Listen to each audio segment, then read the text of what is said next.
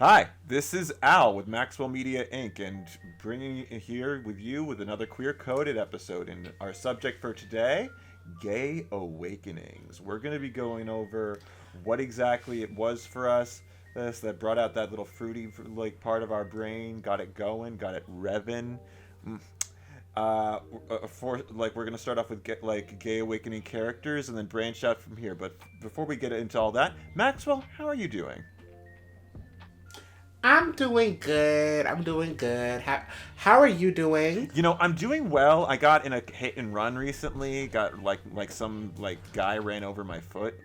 It like hit a dog I was taking Oh care. Yeah, no. the weirdest thing? Miraculously, my foot's fine. Not even a bruise. But like literally, tire went over my fucking foot. It was just Was it a heavy car? like it was a Jeep. Yeah, yeah. Ooh. Like I don't know how my foot's okay. I have no idea. You know what? I know what it was. It was gay Jesus. Gay Jesus is like, not today, Satan. He's getting the good foot Not stuff. today. Right? Do not say good foot. The Nicki Minaj stands will come eat you. What? I need context on this. Any- What? What are the Nicki Minaj stands going to do about my feet? Why are they coming for my toes? Listen, that's a whole video essay I'll send you. But as just know, it's not pretty. It's not pretty. Oh my god! Like Nicki. As much as I used to love her, she's like her. Isn't her brother like a sexual assaulter or something, or like a pedophile? Yes. Mm-hmm. And All of the above. okay, so and wasn't she defending him or something? She paid for his legal fees. Oh, So yes. oh. Deleting her for my iTunes account, like seriously, like goodbye Superbase. Bye. Should have been done that when she tried to blackmail her husband's victims. What? Why would? Where have you been? I'm sorry, I don't keep up with song stuff. I'm too busy like rewatching The Good Place and like ordering sexy gay art commissions from great artists. Like so many great artists. Like shout out to Aqui on Twitter. She is iconic. Thank you for all the work you've done for me. Yes, but anywho, because I don't want this to become a Nicki the Nicki episode. We'll do the Nicki episode another time. Yeah. But for this one, I wanted to just say, y'all, before we get into it, Happy Valentine's Day. Like, if you celebrate, that's great. If you don't celebrate, that's great. Like, if you have a partner, that's great. If you don't, that's also great. I would argue that's even better because, you don't have to buy anything today. You can just That's a good stay point. at home, do your own thing. Save on your and money. listen to this podcast. Buy chocolate for Yes, yourself. just buy chocolate for yourself. buy chocolate for yourself. Or if you're run a allergic hot to chocolate, bath. Poppy seed muffins. You can never go wrong with poppy seed muffins. Those are delish. Or blueberry. You could be human and have blueberry muffins. Are you saying I'm inhuman because I like poppy seeds? I'm saying that you're not as fun as people that like blueberry muffins and just so happen to be regular human beings. Monster. So I'm the monster. So I'm evil. Okay, fine. In the words of Nicki Minaj, you are the bad guy, Chun-Li. Yes. Well, you know what? Yes. Like Chun-Li is the real hero of Street Fighter. So like, fuck Nicki. Anywho, okay. But yes, run yourself a bath, just get some champagne and listen to this podcast. I promise you, it'll change your life, especially if you're gay. So, let's start with those characters that made us realize something. I'm not gonna say was a bit off because nothing's wrong with us, but that something was different. Yeah, I think a lot of us had that when we were young and there was a character that we were drawn to or brought something out in us. And you want to go first in this department, Maxwell? Yes, okay. I was actually thinking we would just take turns because I actually have a couple of characters that I can get into. But I kind of want to start from the OGs. So for me, anybody who knows me personally knows that I'm a really huge Power Rangers fan. So I grew up watching Mighty Morphin and all the other shows that came after that. And one of the shows in particular that I grew a particular fondness to growing up, I used to watch it on ABC actually, back when ABC was like, I guess it's still its own channel, but they used to air like kiddie stuff in the morning. And it used to be the one where it was the Apocalypse Power Rangers RPM, and the Red Ranger on that one, his name is Scott. I'll put a picture up for you. He's really hot. One of the first like black Red Rangers I remember seeing, even though there have been other ones, but I just remember him being like so cool. He drove a race car. I liked race cars at the time. I don't anymore. You know, it was a phase. But yes, so he drove a red race car and he was cool and he fought monsters and robots, and I was just like, I really like him and like no one else. I literally would just watch the show for him. Like I was a Power Rangers fan and I liked the fights and stuff. But like as far as the other characters, like normally with Power Rangers I would really just watch for the girls, for like the yellow and pink ranger, or if there was a different color ranger that was a girl that season, I would watch for them. But this particular season I didn't even care about the yellow ranger. I didn't. I was like, I don't care. I don't care who you are. Like you can be like, it was all about Scott for me. Maybe the Black Ranger that season, I think his name was Dylan, but it was really just Scott. It was really just Scott for me, and I couldn't quite put my finger on it. Ironically, like, cause this is like 2009 when the show was coming out, so I'd be about 8. But around 2014, 2015, that same actor was in a different show called Empire, and he was the main character's like gay lover in that show. I put two and two together. Together really quickly. Wait, him? Was he also that guy who was on was he in that like Spartacus show? Was he? Let me look. Because I remember, I'm pretty sure like the guy Jesse Smollett's like or what's his name, like the Smollett guy, hey, like he was playing the love interest to Jesse Smollett on Empire. Oh yeah, so like I'm pretty sure he was like on Spartacus and he was having like some big rough gay sex scenes, but then he also like committed suicide on that show, which had me like, oh, that's a bummer. I am so thankful that you said on that show. I was so thankful you said on that show, because for a second I was like, did he die? What the fuck? Oh my god, I'm sorry to but it was just on the show. But I was so spooked. I was about to die. I was like, wait a minute, no, this would be the worst way to find out that he died. Yeah, that would be like in the middle of the podcast. Like, I just remember like doing a video about gay representation and remember recognizing that actor, and I'm like, oh wait, that's the actor who played like the sexy guy. He was getting it on with, like, what's his name was getting it on with on Empire. Or like that was a fun show. That was like a fun like drama, but like, oh yeah, he was cute. Like, I really hate that after that one season, because Jesse Smollett's character, I think his name was Jamal. Jamal had like a love interest for like the main show, and I actually like that actor, that original actor. That was his love interest, and he was on Dynasty, and that was great. But after they broke up in the show, they brought in I'm gonna keep calling him Scott, even though he has a real name. So Scott came in, and they were making love on the desk, and like in his dad's that was him. Fuck to his dad. Yeah, and after that, we never saw him again. I think that was like around the season finale. And then season 2 onward, we never saw him again. We don't get an explanation. Like, we don't know what happened. He's just like gone. And I'm like, what happened? I kept tuning in to see this character come back, and he just never did. I think I remember he had a conversation with him after he had, like, around that time Raven-Symoné was on the show, and she was like, I'm your wife and I'm pregnant with your I had your baby to the gay guy. But then it was actually... Yeah, I remember Raven-Symoné was on that show. Yeah, and then it turns out it was the father. Like, he's like, no, I was the one who slept with... And I'm like, you slept with your son's girlfriend? I mean, the dad was always a shit on that show, but the dad was always... Lucius was always on some bullshit on this show. He was. That's why I'm so glad Taraji got rid of him.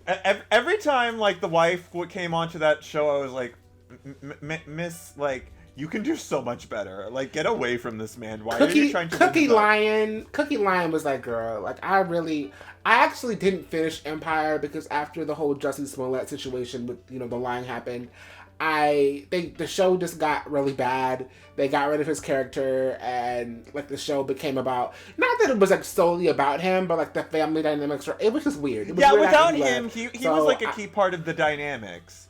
It's like, yeah, it was just weird. It was weird, especially because it was like no shade, but Jamal was Cookie's favorite son. So to have him be gone, it was weird. So I ended up like, dropping the show. They were one of the most endearing parts of that series because she did like. I'm gonna be honest here. She was the only one that supported him. Yeah, and also like I'm gonna be honest, like none of the other cast members to me really had like a family feel to them. Because like the younger brother was always just off doing his own thing. The older brother was always like just fighting with his dad. Never really had a good relationship with his wife.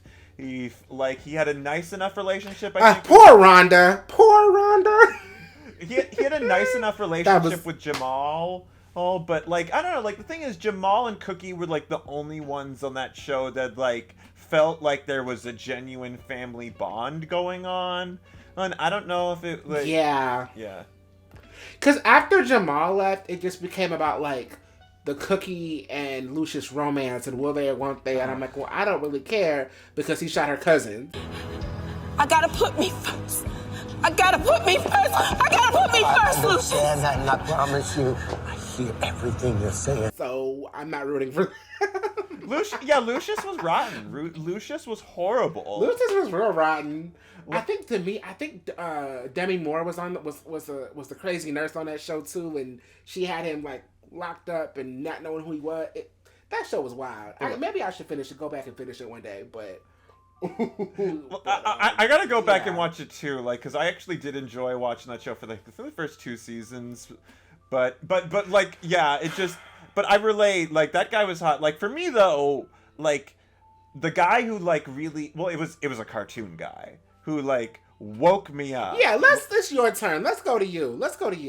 Yeah, your turn. It was Wally West in the Justice League animated series. He's like, it was his voice. It was the red and gold colors. It was the fact he was. I'm sorry. Full disclosure, I have a thing for ginger guys. Like I just do. Like Archie Andrews, I love you. And Wally West, like when Batman pulled down his hood and he had the red hair, just something. Like I was like, I liked him before, but I was like, whoa, I was dreaming about that man like every night. And I wasn't like aware they were like romantic or sexual or whatever you want to call it, attraction dreams. But I was in love. I was really, really down bad, you know? Yeah, and it's like, I get you, but like, here's my caveat. He has to be in the suit, or it doesn't work for me. Because, like, the suit was very, like, complimentary in, like, certain areas, number one. And then number two, it's not that I dislike redheaded people. Because, like, you know, there are plenty of redheaded actors I find attractive. Or characters I find attractive. But when he took that, when he took the mask off in, you know, that great season finale that he was in, he looked, to me at least, he looked younger. Like, he looked like, not like a kid, but like a teen. And I think, like, I watched Justice League when I was younger, but I didn't really watch it. I didn't really get into it until I was like an adult. So I was just like, he's just kind of, like, his immaturity was like, because like before he took off his mask, the immaturity was like kind of sexy to me, because it was like, oh, okay, like you're kind of carefree, like you're kind of okay, yeah. But then when he took it off and it was giving like you're a kid, it was like, oh, well, you're immature because you're younger than everyone else. So you know, maybe that's why I was very into him. Kill it. like because like I was very Yeah. young when I was into that show, and I just maybe I gravitated towards the younger guy, but like I just latched on, like because like you know he could put food away too, and like if you're Jewish, that's like I don't know why, but it's a thing. Like if you're Shout out to the nanny. Shout out to the nanny, because Fran Fine, she can eat her some food, okay? Yeah, like I'm sorry, but like if you can't put it away, you're not Jewish. I'm sorry, but like and then and like the fact Wally was doing that, I'm like, like I'm sorry, I don't know how to explain it. No Jew can, but we just are attracted to it. Like I get it. Like if a man can eat like a whole buffet, you're like, oh, like it's. Like it's just it flips a switch, you know. Maybe you think like you know he's not gonna starve in the desert. Like that's the like maybe it's like our genetic inheritance from Moses. I don't know, but I just was like, and he was also so funny. You know, he was so charming, and also like the fact his voice actor was like Lex Luthor from Smallville, and was also one of the most homoerotic relationships in DC canon. Definitely helped. But oh my god, yeah, that man. Oh, sploosh. Yeah. Wally. Wally was on that show. I think I was more drawn to Green Lantern. Jon Stewart. Yeah, Jon Stewart. Whenever I talk about and for y'all who watch the reaction series to Batman, y'all should know. Whenever I talk about like Green Lantern versus Martian Manhunter, I just say the superhero names, because when I say John, it just gets confusing because it's like they're both John. Like I'm a Green Lantern lore expert, so like I know all of the lanterns. Like so, like I do go by like first names and whatnot. But like the thing is like I was into Jon Stewart, then he started dating Shayera, and that like the thing is I have this weird thing where I lose all attraction to someone if I find out they're in a relationship. I'm just like, oh, it's gone. Like instant. Like I used to have like a crush on this guy in college. I want you to take that trait, bottle it up, and then give it to like literally every man. Yeah, like I wish other men had this trait. I don't understand. Like seriously, whenever I see a guy and then he's like, "Oh, I have a girlfriend," my attraction to him's gone. Suddenly, he's as attractive to me as like a lump of clay. I'm just like, oh, like it's gone. Like it's not even like I'm choosing. It's just gone. Like legitimately. Like you know, even like celebrities, like my attraction to them just like greatly dampens. And it's like you know, I can still like thirst after them as an image, but like when I think about them as a person, I'm like, I don't know, it's just kind of not really there.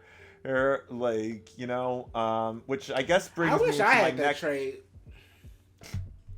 I don't know what it is about me. It's very odd. Like especially like I've especially noticed it in real life. Whenever like I have a crush on a guy, like.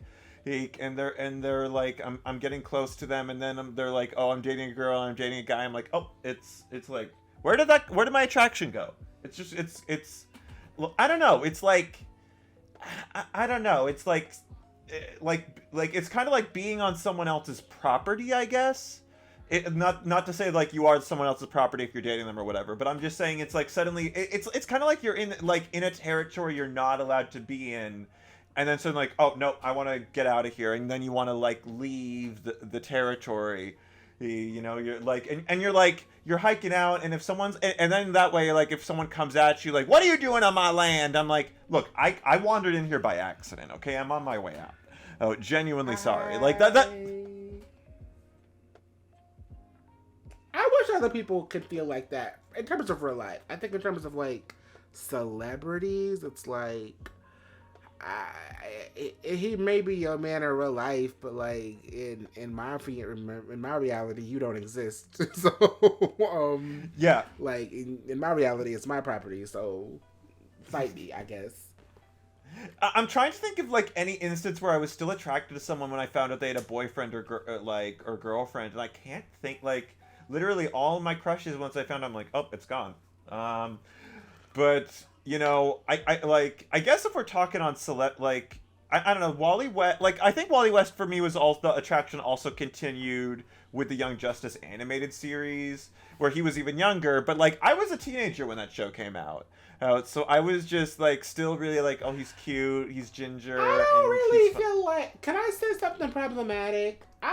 Sure. I really feel like we do too much in terms of like policing animation attraction. Like, yeah, like Princess Week said it best when she made her pro ship versus anti ship video. Like, she used the example of My Hero Academia, where it's like, okay, it's 2016, My Hero Academia is coming out, you're 15 or you're 16, and you know you have a crush on Bakugo and you ship Bakudeku or you like Todoroki, and now it's 2021 or 2022 and you know you're in your mid 20s now or your early to mid 20s. You're not a weirdo for still liking Bakudeku or still being interested in the characters that you started watching when you were fucking 15. Like let's be serious. Like, or even if you started watching the anime last week, it's like, it's animation. It's like, I don't know. I just feel like it's not that deep. It's not that serious. I do want to give, like, a point, like, because, like, again, like, especially in a lot of this media, like, men are and women are drawn with portions that are not realistic to being a teenager. Like, and that is something to factor in. Because, like, I'm gonna be real, like, since we're on My Hero Academia, like, I don't remember if I was a teenager specifically when that series started coming out. Like, I don't really think I was. I don't know if you were. I don't. Like when did the series start like airing, like TV wise? I think it was 2016. Okay, I was 18 years old. Around, I think I was 18 around that time. I'm not, like, honestly, like, I was more attracted to Hawks, like, on that show out of anyone, really. I'm trying to, like, I was never, like, I'm trying to think of, like, any character, like, the closest character to I think I could be attracted to was Ida, but that's just because, like, I also have a thing for glasses. I'm like Todd from, like, Scott Pilgrim, like, I'm sorry, but, like, hey, you give me a built guy with glasses, like Clark Kent, I'm kind of, but, like, you know, at the same time, I was still, like, sort of in that age range a little bit back then, I guess. But, like, for me, at least, like, I don't know. Like, I do agree with you. Like, I do, like, well, I mean, I do think we do over-police. Like, even, like, it's even resulting now in, like, the Avatar series, like, phasing out the fact Sokka is sexist. It's an Aang distracting himself from the Avatar cycle and war stuff. Which are, like, all crucial character arc stuff, because now, like, studios are like, oh, fans don't want to stand someone who's problematic, so we're getting rid of entire story arcs and features. Wait, what do you mean? We got, okay. I don't love him, but y'all love Zuko. Zuko, y'all stand Zuko. What do you mean?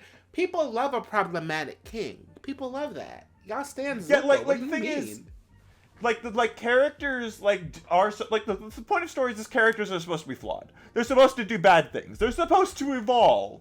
If you don't have a character that has a flaw, they're fucking boring. I'm sorry, but that was the whole premise of his relationship with Suki, that him meeting Suki challenged his ideas that he thought about women. It's alright. I mean, normally I'd hold a grudge, but seeing as you guys are a bunch of girls, I'll make an exception. True, but don't feel bad. After all, I'm the best warrior in my village. Oh, well, I mean... So, is Suki gonna be in it or not? I don't understand. Like, the show just sounds more trash the more they talk about it. Yeah, like, it does. Especially considering, like, world building wise, like, the Southern Water Tribe was a branch off of the Northern Water Tribe, which was extremely sexist. Like, the Northern Water Tribe, like, we saw, like, in how they treated Katara, and, like, literally Katara's grandmother, like, was like, I fucking fled that entire colony because of how they treated women. And like, so, like, it is important, and like let's be honest, the misogyny, like, the Southern Water Tribe isn't as misogynistic, but there definitely was, like, a drip down of misogyny into that culture, or that Sokka absorbed. Mm-hmm. Especially because, like if we're gonna be real here, there weren't any, like, male figures in his life to really check him on his misogyny. Because I think like that is an important factor of like having positive male role models and seeing how they treat women, to recognize this is how I am supposed to treat women, and like these are the example, like the people I'm supposed to be modifying my behavior to replicate.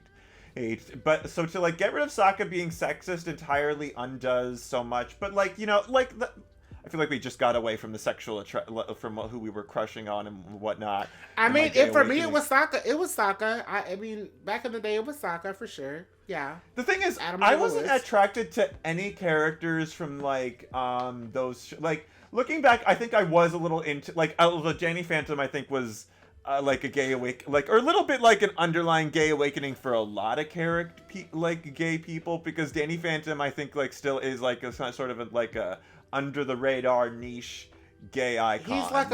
He's like a bisexual twink icon. Yeah.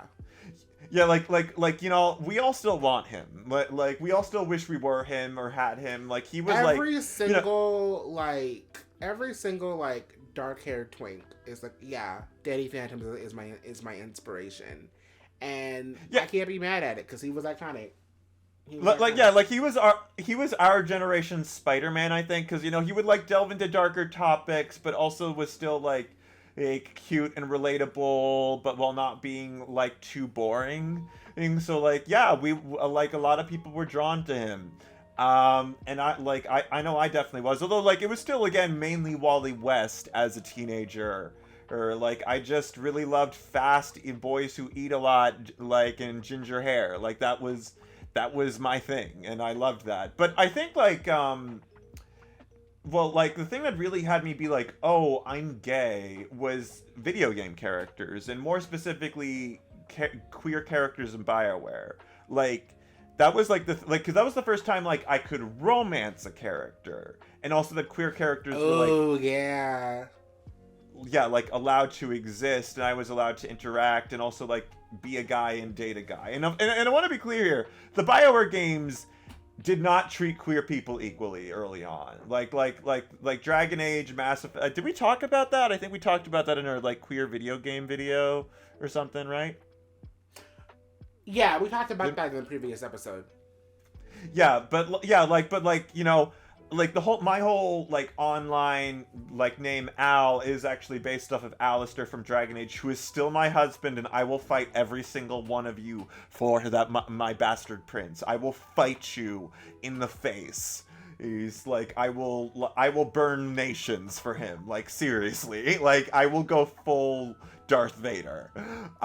Like that is my man. That is my husband. That is my big cuddle buddy. Like I will do anything for my himbo swordsman. But Alistair was the thing for me, you know? He just he was funny. He loved to eat. He was like strawberry blonde, but he was still ginger. He was also apparently like supposed to be brown skinned, but like they kind of whitewashed him in a lot of stuff, which is unfortunate. That like the skin tones in Dragon Age Origins were not well designed, but like, and his mother in the books was described as having like all dark olive skins, and so like was meant to be dark skinned, but they whitewashed her in the video games, and I'm still pissed about that, because I'm like this woman should not be white. But like Fiona should not have. Oh, that's a spoiler. Sorry. He has a secret mom. But Alistair, he was so cute. He was fun. He was like attractive. He was like, he had a like Nick Valentine was his voice actor, and Nick Valentine did an amazing job. Like he was phenomenal. Yeah. Actually, No, I was about to say like, ooh, the next character is also based on a video game, but no, it was based on a book. Who was it for you? Magnus and Alec from Shadowhunters. Those two. Ah. I feel like those, because like that was airing when I was in middle school. I think I was in like either the 6th or 7th grade. And that's when like everything was awakening for me physically, and I was like, oh, okay, like. I think, was I aware of porn then? I don't remember if I was or not, but I think Magnus and Alec were the people that made me look into it For sure. And I think like I also would do like fanfic. I think fan fiction was also really big for me because it allowed me to like think about characters and not even because like, you know, if it wouldn't be on screen, I could at least read about it. Yeah, I get that. Like, that was me with a lot of different fictional couples as a teenager. But, like, it's interesting you say, like, Magnus and Alec. Because, like, the thing is, okay, so I was never, like, they weren't, like, they sort of were my gay awakening, but sort of not. Like, okay, so, like, they didn't, like, bring out that, like, urge, like, oh, I want to be with a man. I want to, like, smother my face in his pectorals kind of, like mood. Like, but, like, they were, like, my first introduction to, like, what is being gay. Like I remember reading the book and Claire, like, because like I'm older than you, so I remember reading just finding this cool fantasy book and thinking, oh, it's like older, darker Harry Potter kind of, and reading it, and then it gets to the point where Clary asks Isabella, is Alec gay? And I'm like, what's that? And then not just Isabella, what's that? I don't know her. What is that? Yeah, like, I was like, what does that mean exactly? And then Isabella's, like, breaking down crying, and she's like, please don't tell my parents, like, though, like, my brother, like, is trying to hide and doing... But, like, there was, like, the background romance between Alec and Magnus, where Alec's, like... Where like, I remember when they got there, Jace was like, oh, Alec wants to fuck me, and Alec's like, move over, bitch, and he's, like thirsting up over Alec instead of Jace, and Jace is like, what? But I'm the hot one, and Claire's, well, I still like you, and Jace is like, no, I need to be the hot one. Yeah. But that, yeah, like, and then Alec's like, finally like, oh wow, a guy actually likes me. Holy shit, need to lock that down. But like, I don't know, like, Alec was, and Magnus were never like sexy to me, I guess. And it's like, I was invested emotionally in their relationship. I don't know, like, the thing is, I wasn't, like, sexually attracted to any of the characters in the book, if that makes sense. Like, there are characters I did definitely feel sexually attracted to in that time period, or, like, became romantically or sexually invested in as a teenager. Or, like, I definitely was with, like, Jon Snow in, like, A Song of Ice and Fire, and Robb Stark in A Song of Ice and Fire, and like, Percy, like, when I was a teenager, I was into Percy Jackson. Like, I had a huge We're gonna crush on talk about that. Put a pin in that. We're gonna talk about Percy Jackson, but continue what you were saying. Yeah, like, oh, I was also attracted to Ares. Because, like, big guy on a bike, God of War, I was like, oh. Like... I don't know. It's just, like, I liked Ares. He was big, like, man, like, with sword. But, yeah, those were characters that I definitely, like, had a, like... But, like, the thing is, I wasn't always, like, conscious this was a crush. But I guess I got more aware... Like, a lot of the other books I read had animals as the main... And I'm never was into... Like, I read a lot of the Warrior Cats books when I was younger. And, like, also this book where, like, it was, like, bats as, like, the main characters. Like, just gonna be clear here, never attracted to any animals in a book. Pause. For clarification for the audience, we here at Maxwell Media Inc. support the furry girlies, you know, anthropomorphic. I will support y'all. I won't call y'all weird. Like, y'all are fine. I understand it. You're okay. This is the safe place. Y'all are like anthropomorphic.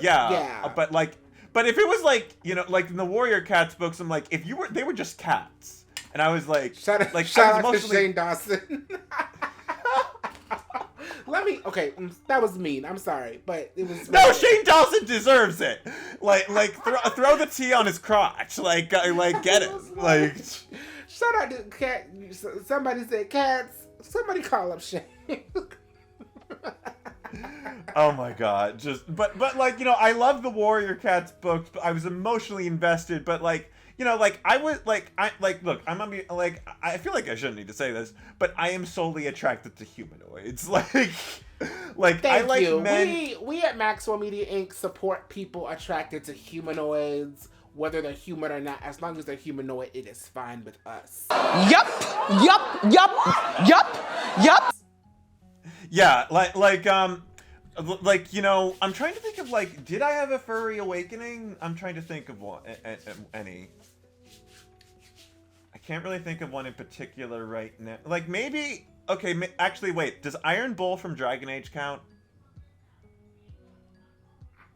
I'm forgetting what he looks like. What does he look like?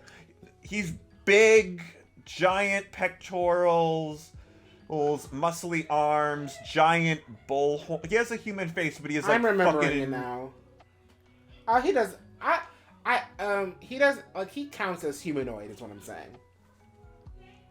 Okay, yeah, he had animalish features with the horns, but I don't. I guess maybe some of y'all furries might be like that doesn't count, and in which case I'm gonna be like, okay, like maybe does Nightcrawler count? Like, you know, no. Is he an animal though? Is he an animal? I mean, he's a demon, like, right? Well, he's actually not a demon. He's just a mutant. Like they made very clear that he's not the a demon aesthetic. Whatsoever. A demon aesthetic, like, oh, okay, you know what? Beast is definitely on the furry scale, and I was definitely like, Beast is definitely a character a lot of gay men want to fuck. I'm gonna be very okay, real but here. like, is this a safe space for the Lion King discourse?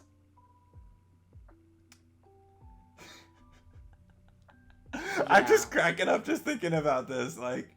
But like, are we about to pull an Anna Kendrick and start talking about like Robin Hood, like Fox Robin Hood?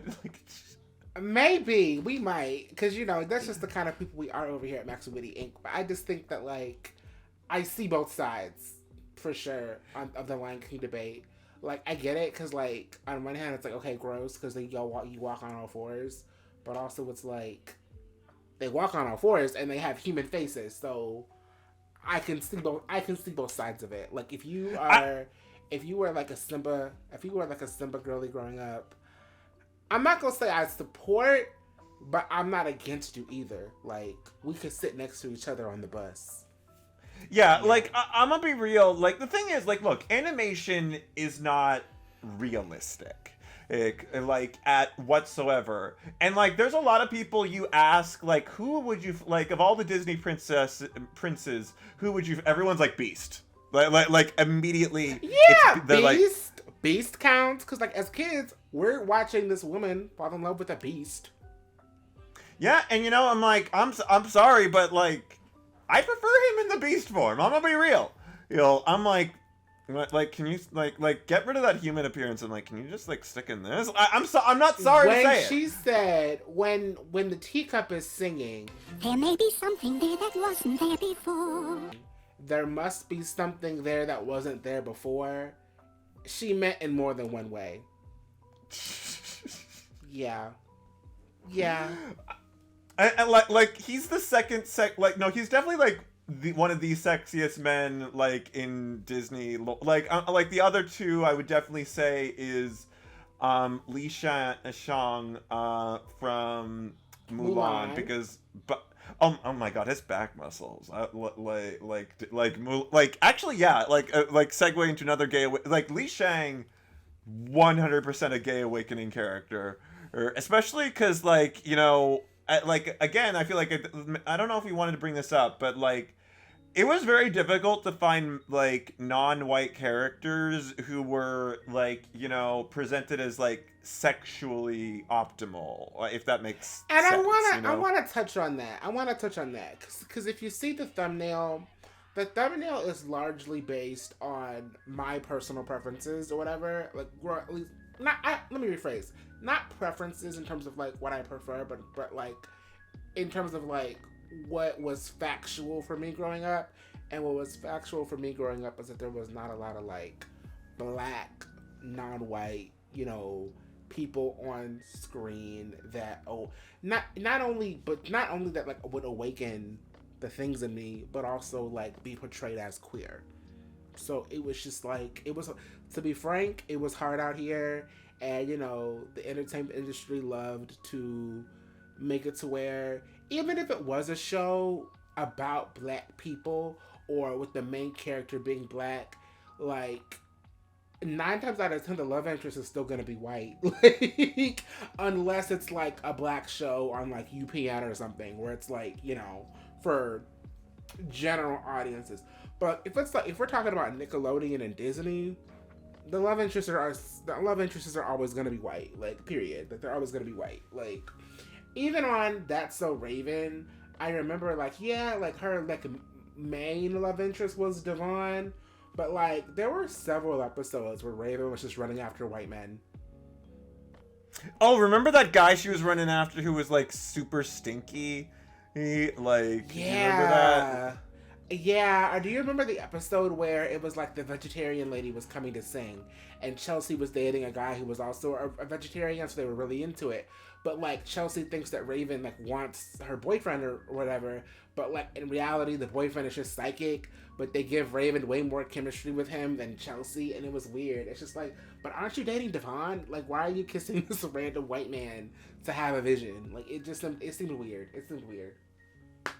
Yeah, it was like I don't know, like I don't know. There was a lot of episodes of That's the Raven that like I could watch 1,000 times over, and then other episodes that just like I was like, what was the point of this? Like, what was the reason? But back to what I was saying earlier about, I wanted to finish my point about Malik, because Malik was when it started getting physical for me, like when I started realizing that like I could make things happen for myself, and it was just like, whoa. And I think it was the first time that I started clocking people. And for y'all who don't know, clocking just means like when you are able to, I guess, quote unquote, call or predict that someone would be queer or whatever. And I mean Magnus is pretty obvious, because, you know, he starts just like in the TV show, not the books, I haven't read the books, but in the TV show, like the second he meets Alec, he starts aggressively flirting, and I'm like, oh, this guy's a little weird, but it's fine. And I hadn't read the book, so I don't know if they end up together, but, you know, at this point, Alec is this stuck up, like, kind of rude, bitchy guy who seems very not fun. So it's like, like they have something, but I don't think it's gonna happen, because at this point I'm like, gay people existing, like that's ridiculous. Why would that ever happen? But I tell you, it was around episode 4 or 5 when they had that kiss out of nowhere. I was like, oh, so this is what this is.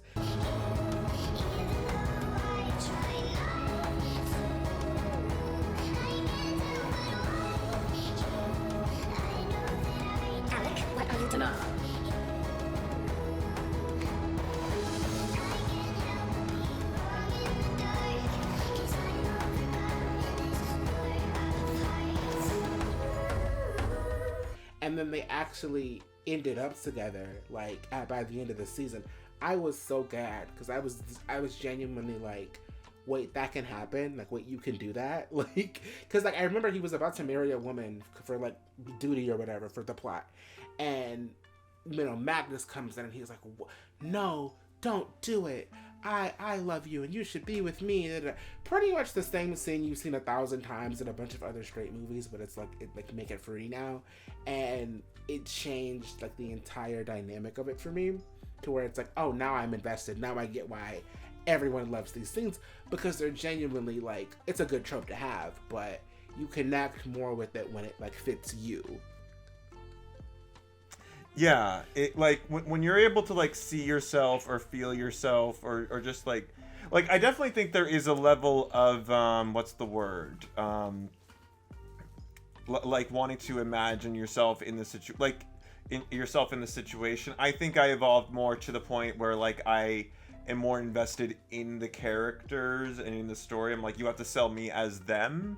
Like, I'm not gonna self-insert in this anymore. But definitely when I was younger, I'm like, I wanted to like be able to imagine myself in that situation, and you know, just like to imagine myself in that story, living that life, and Like you know, like I was like, I want to be wined and dined. I want someone to pursue and love me and feel that way for me, and to have and to be able to like experience all the highs and lows of high school basketball or football, right? Right. You know what I mean? Speaking of projection, you just said like you imagined yourself wanting to be wined and dined and all of that.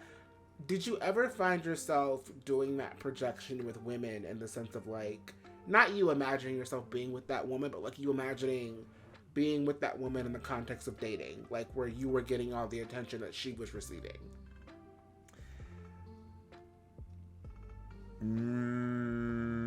Not well outside of video games. No, now that I think about it, like I don't know. I'm a very anomalous in like gay terms. Like the thing is, if whenever like even as a kid, when you put me in front of like a man and a woman dating, I was just like can't relate, don't care, or like like the thing is, the moment I realized I was gay, I was like I want gay shit. Like I like you. I never imagined myself as the girl like dating the guy, and that's like I'm not someone who like self projects as Jean Grey. With the whole Scott Jean romance here, like I'm not sorry, but like there's I'm gonna be real. There's way too many of y'all like in the gay community. Y'all Not need to way too many. Like I love Jean Grey as a character. Like I don't, but some like I don't know. There are a few gay girlies who are like a little bit. My boys, you're a little too obsessed with Jean. And like the thing is like I'm not afraid to say it. I'm not I'm gonna be real here. Like Eat 'em up. Like I want like to be able to like invest in like I want to invest in an actual gay romance. I wanted I found Billy and Teddy. Like I wanted to see two boys. Is like I had Billy and Teddy. We talked last episode about like how as a teenager I fell in love with Blue Beetle and Impulse. I also I'm trying to think of another like gay ship I had as a teenager. Or like there was definitely characters like I imagined or wanted to be gay but didn't like have a love interest designated. Like I would have liked if Daryl from The Walking Dead was gay, but I also knew that was never gonna happen. Although he was also like he was definitely also kind of a gay awakening because like he was like that like I don't know like he had like a dirty hick like it was like oh he's filthy but oh my god I want him. Like I don't know what it is about Norman Reedus but like he's got that like oh he's out in the wilderness but he'll protect you, and it's like like you just want to like wrap your arms around him as he rides on the motorcycle. On the motorcycle, right? Mm-hmm. Totally. Back to what you were saying about the projection. I kind of did it. Like, and I think it was just because it's like it was just kind of scarcity. It was just sort of like I don't even think at the time I realized that that's what I was doing. But like I would be like, oh, that's so like relatable that I would think about what I would do in said situation that was happening. Like for the Hannah Montana girlies out there, the whole Jake saga, I was internally enthralled, but I couldn't really put my finger on why, because it was like no shade to Miley. Miley's beautiful, but like I wasn't really looking at Miley. I wasn't really looking at Jake either, to be honest. But like just the whole situation, I was just like, like if I was her, I would do this, or if I was her, I would do that.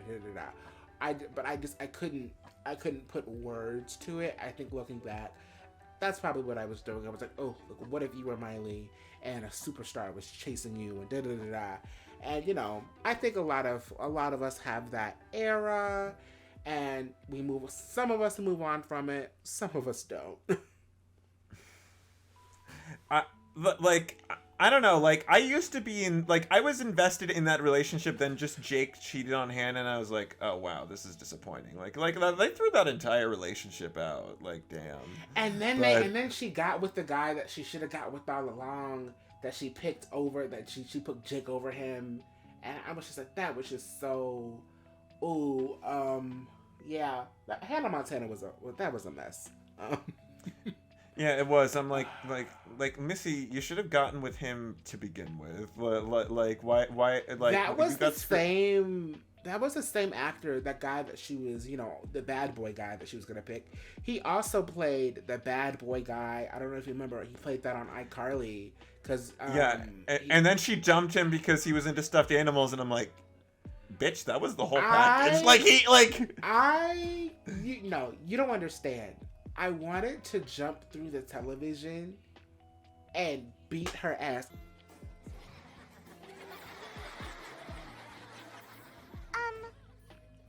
What are those? On the shelf there? Those are Pee-wee babies. I thought those were Pee-wee babies. I'm so sorry. I love Miranda Cosgrove to death. She actually does cuss a little. I've seen it. But, I just wanted to just wring her neck because he was so perfect. He was so perfect. And the one thing he had, and it really wasn't even that bad. Okay, so he collects Pee-wee babies. So what? So what? Like, if anything, he collects rare and valuable things that, like, because this is like 2008 or 9. So by 2024, that shit probably would have been $500,000. But you just, she just threw it away over something so stupid and kind of vaguely, like, I don't want to say homophobic, but like, kind of like. No, homophobic. I was gonna say like, there's no other word. It was homophobic because it was like, he's soft, he's not manly anymore. He's soft and feminine because he likes Pee-wee babies. So, and I was only attracted to him. And no, because I think to solve the solution, her solution was to bring him like gifts, and it was like a power saw and tools and a sledgehammer and a drill and a stuff. And it's like, what? And I really hate. I was about to say the writing, but the writing made her look wrong on purpose. But I guess the trope or the attitude of that, because it's like we talk so much about being free from patriarchy and how much patriarchy, harms women, and it does. But it also harms men in this way where it's like you can't deviate from like the expected role, or like you're called like soft or like a sissy or whatever, even if like whether you're gay or not, because as far as we know, that character was not gay, but like it's almost like he still gets like a little bit of that like homophobia where it's like he's deviating from the expected norm of a guy. So it's like, well, you're soft and women won't want to date you because you collect Pee-wee babies, and it's like, okay, like that's really shitty. Yeah, that's like, it's just, like there is a lot of ways in which patriarchy does hurt men, and like where we're held to a standard that is really like not fucking feasible, and like honestly kind of toxic and awful. Like, I don't know, just off the top of my head, I remember thinking about how like I had to do a lot more labor than my female siblings, like or my sisters. So I don't know why am I saying female siblings. Yeah, I was like, wait, what were you saying? Yeah, no, I get what you mean. Yeah, like my sisters, I remember like when I was 8 years old, my parents were like, go shovel the snow in the driveway. And then when my sister would like 4 or 5 years later, when my sister's like even older than I was at that age, I'm like, why isn't she out here helping me? And she's like, because she's a girl and you're a boy and you're supposed to do the hard work. And I'm like, that's pretty much like, what it is. And it's like, so it's what frustrates me about it, because I had a very similar experience also as a male child. And I think what frustrates me so much about it is I could understand, I mean, it's still fucked up, but I could understand like having that role for your boy child or whatever if you're teaching it, because a lot of the culture is like, oh, between fathers and sons, where it's like, oh, don't worry, son, I'll teach you how to change a tire and fix the pipes, and we'll shovel the snow together, and like you'll show. But a lot of times it'll just be like people will just expect their boy children to just know how to do things simply because they're boys, and it's like, but you still have to teach them how to do the thing. Like that would just be so annoying. People just be like, go do this or go do that or just figure it out. And it's like, no, but I literally don't know how to do it. Like, someone show me and I'll do it. But like shit like that just annoys me. Yeah, it just, especially like, you know, again, when you're queer, it's harder to do. I don't know, like there's a lot of extra work you have to put into being passable, if that makes sense. And yeah, you have to perform. Yeah, and like, and you know, like moms don't always help in that situation. Well, mom and dads did like dads don't catch on to what like how you feel inadequate and just lump it on for you, and moms can just make you feel bad because they don't get what like that pressure or that form of the pressure at all. So it's just it's difficult because like, you know, like it is very difficult, and I think that is like, I feel like you know, a dad could get it and could be able to pass on or explain like the difficulties of like being a man and like how that like works within like a patriarchal system, and like how that the possible expectations were held up to and the difficulties that come with it. But like they don't understand what that's like being a queer man, and they're not able to explain that. Because, and I don't even think that they understand it in the, not to cut you off, but I don't even think that like they understand how it oppresses them themselves. Like, I think like a lot of guys are like this is kind of bullshit, but like they don't really have the words for it, so they're just like, you know, it is what it is, and that's my lot in life, and that'll be my son's lot in life, and so on and so forth.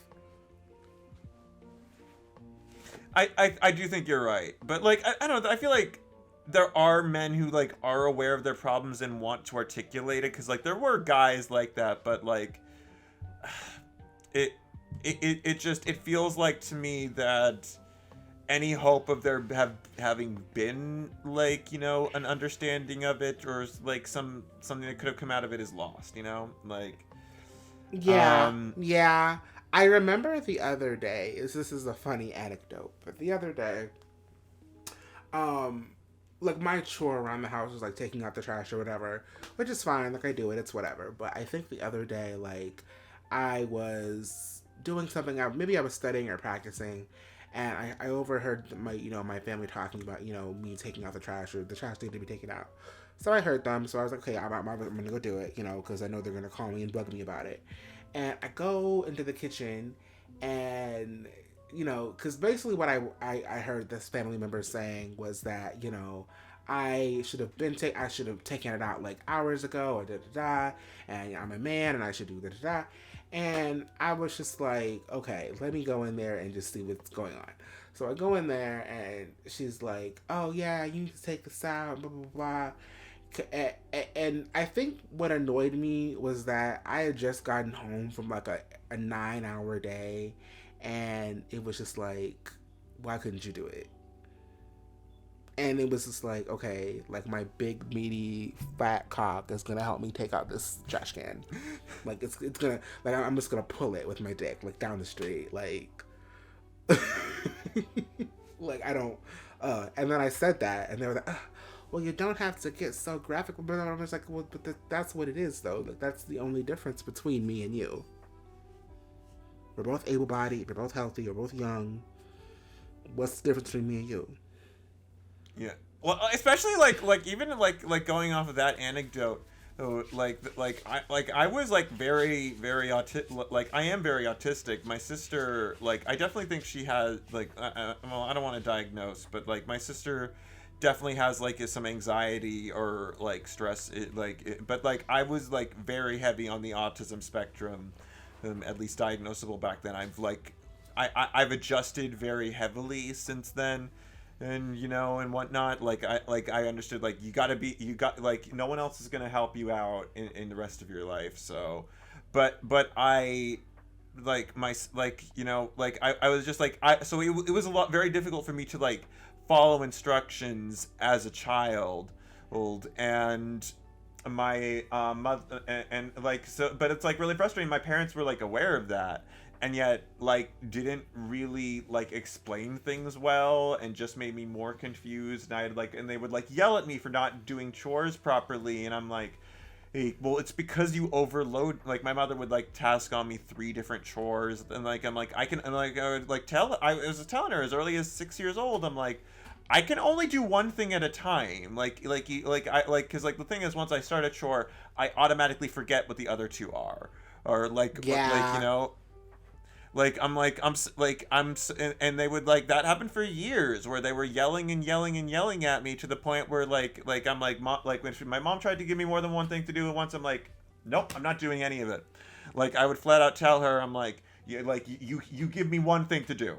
You give me one thing to do, and then when I am done with it, you give me another thing to do. You do not to give me multiple things to do and then start screaming at me because I didn't remember to do 3-4 fucking things at once. And it's like, I can't do that. Which really doesn't seem that difficult. I mean, because like at the end of the day, it's all gonna get done. So why not just make it more palatable? Yeah, my mother was bad, but my father was worse. You know, my father, bane of my existence, and wherever you are, Dad, I hope you're suffering. But yes, you know, a plague on all your houses. Yep. Just for stalking me, accosting me in a bank, and all the nonsense you pulled on me, you Not know, the real tea. Yeah, for real, screamed his head off at me in a bank, and like this is my son and he hasn't talked to me for a year, and making the bank lady go, aw. And then after he left, I turned to the bank lady and I'm like, can you not enable him? And she's like, what? I don't know. And I'm like, she's like, I don't know. I don't I'm like, and I wave my hand in front of her. I'm like, ask yourself, if a man just did that, if your father did that in a public place to you, would you want to talk to him? And she just shut up and was like, oh, it was like yeah, garage. Yeah, I'm like if your parent did that to you, would you as a kid, would you want to have a relationship with them? And I'm like, that's what he did in public. Imagine what he does to me in private. And she was like, yikes. Yeah, and I'm like, lady, I didn't say this to her, but I was just thinking as I was like, lady, have some brain cells. Have some goddamn brain cells. I was like, you just witnessed me being harassed in in public, being by a family member, and you just sided with him and basically enabled him. To all y'all, really, when someone has a public outburst at that, really question and who are they yelling at, and how is the person who's being yelled at reacting? And really question what kind of person makes an outburst like that in public? Is it actually justified? You know, yeah. maybe the person who is trying to avoid the other person, maybe they have a reason for it. But so anyway, that is very off of Gay Awakenings. Something to think about for sure. I will definitely say, parents do have a problem with being gay, gay burials, and denying our attraction, or even picking up on it and then denying us the right to because my dad definitely saw that I was a little bit into super, when he started seeing I was into superhero guys, he tried to nip that in the bud. He they always think they can snuff it out early, but it never works. It never works. Yeah. Before we get into the real world anecdotes, I just wanted to wrap up the character section with some honorable mentions. I will say that Beck from Victorious is my type in real life, so thank you, Beck. Actually, my bisexual awakening was being attracted to Beck and Jade at the same time, so thank you very much for that. Also, if you are a Deep Cuts Disney fan, you'll remember the show Lab Rats, and Adam will be at the top of your attraction list on that show. Yeah, that's pretty much it. That's all I have to say on that. You know what I'm talking about, people. Yeah. Do you have any other characters before we move on to the real world stuff? I will say Hugh Jackman's Wolverine. Yeah, he did things to me. like definitely was like, oh, those abs, like, oh, that hairy face. Hugh Jackman, I always felt like he was in pain. Like, whenever I would watch the I Wolverine love a movie, man I in would just pain. feel, I'm just let me I feel fix like you're him hurting. or make him worse. I want to fix him or make him worse. Like let me do it. Let me do like in Hugh Jackman's Wolverine. I'm just like, let me sit in his lap. Let him sit in mine. Like, you know, like let me have him. And I wanted him. It's the veins for me where I'm just like, and this is no shade to people with veiny bodies, but if it's too much muscle, if it's too much vein, I kind of personally don't want it, but I understand why people are into it. I just really personally like, that's too much vein. I feel like if I do too much, I'm gonna pop one of them and it's gonna be bad. I don't know, like, I just loved a man who could tear a bunch of other men apart, or like, and like was like would be a savage. In what way? Like, well, I mean, like, you know, warrior way, like rawr, like slash with claws, and I'm like, I love him, like he's feral, and I loved him, and he was like the muscular, like with the feralness was hot, also just like the hair was hot, like I'm sorry, but like I loved him. I just loved that, and he was so great. I think our attraction types are the opposite, because like, even like what I just said with like Beck from Victorious, it's like my attraction to Beck from Victorious was like specifically that like I'm cool and unbothered thing, where it's like, okay, like I don't want conflict. I just want to just get through my day. And I think specifically like going back to the projection thing, I'm not saying like Jade West is my personality, but I'm saying I have a really big personality where I am opinionated on a lot of things, and you know, sometimes I'm not in the best mood, and sometimes maybe that could be classified as being cranky or rude or whatever, or bitchy or whatever. And I just really love the dynamic of like one partner being loud and overbearing and maybe a little aggressive, and the other partner being like such chill vibes and just being like, you know what, this person is insane, but like I love them anyway, and I'm gonna put up with it because they're the best. And that was Beck and Jade for me. Please. Actually, the magic word was lotion, but I'll accept your please because you got a boo-boo eye. 2 sugars. I know what to do. You're gonna say you're sorry. He has a girlfriend. I don't see her. Turn around. Now you see her. Jade, kiss your boyfriend on your own time. Now I will.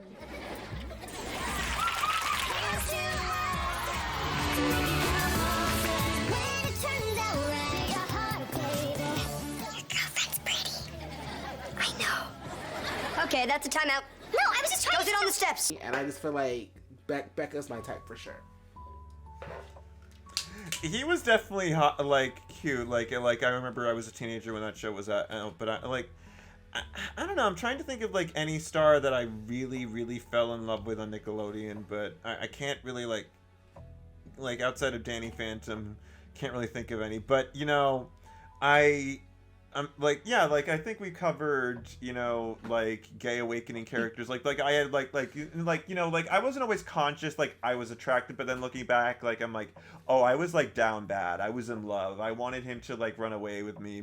It wasn't until like I was actually able to like date a character and have like a full romance story in Dragon Age and Mass Effect that I was like, okay, I really am gay. Like that was like that was my way of experimenting, you know, before I got to the actual real life things, which I guess we're going to talk about now.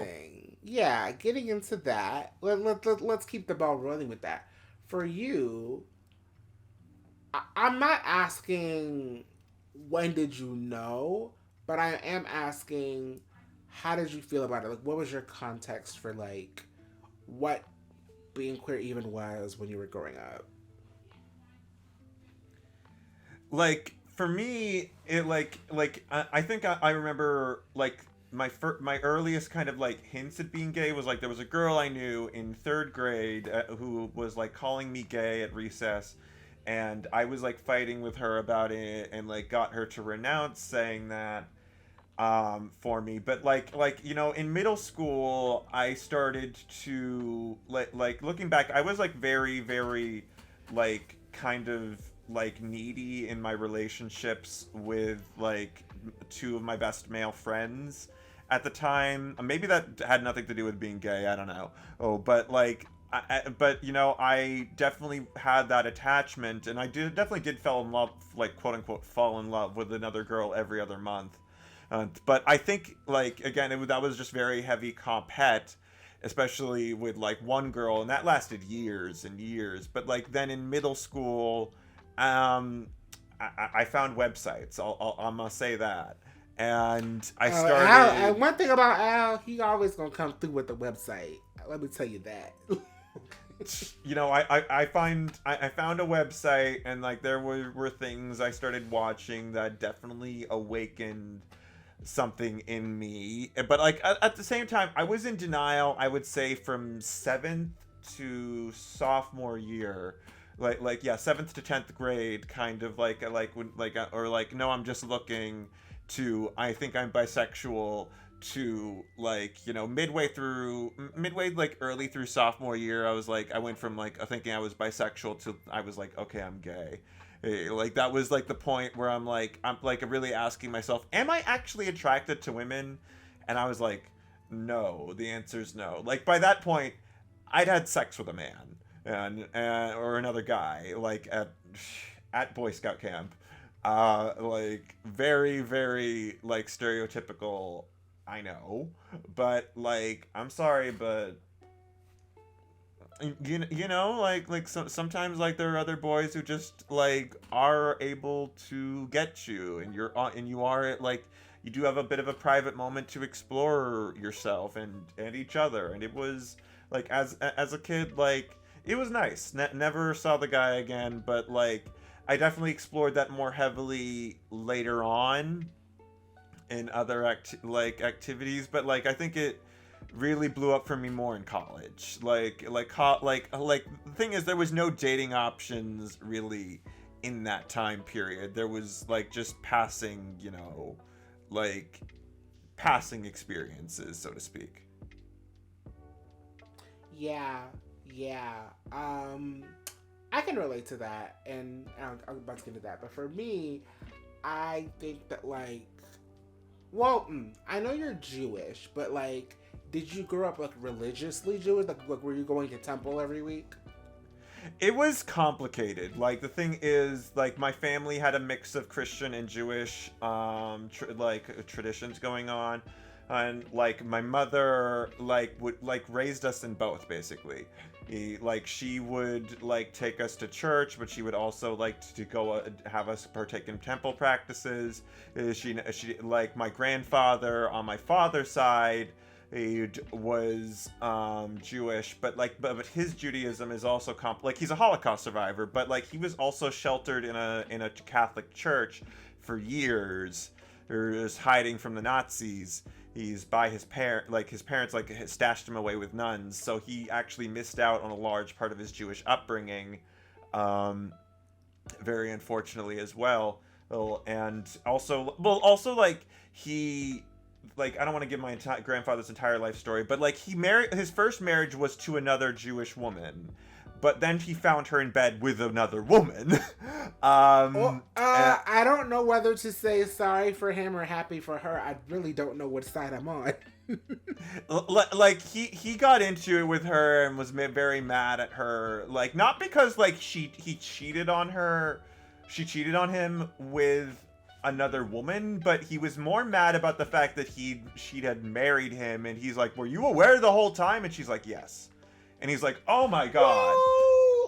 Well, not too much on her, because I feel like, especially in that time, for women to get married, that was for survival reasons. Like, you had to get married. Yeah, it was. Like, but like the thing is, it did hurt him. Like at the time. Yeah, of like, course.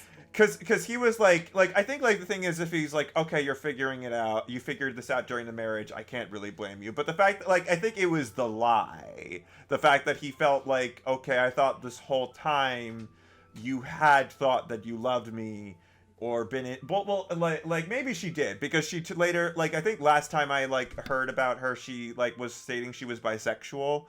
and I'm like, the woman's been alive for like 70, 80 years. Like, I'm like, if she thinks she's bisexual, she knows she's bisexual. So like maybe like it was a different thing and she was just calling herself a lesbian because at that time, lesbian didn't have the same definition it did now, where like back then they would call any woman who was into other women a lesbian, even that would include bisexual and pansexual women. Even though nowadays, like lesbian means you're a woman exclusively attracted to other femme or women,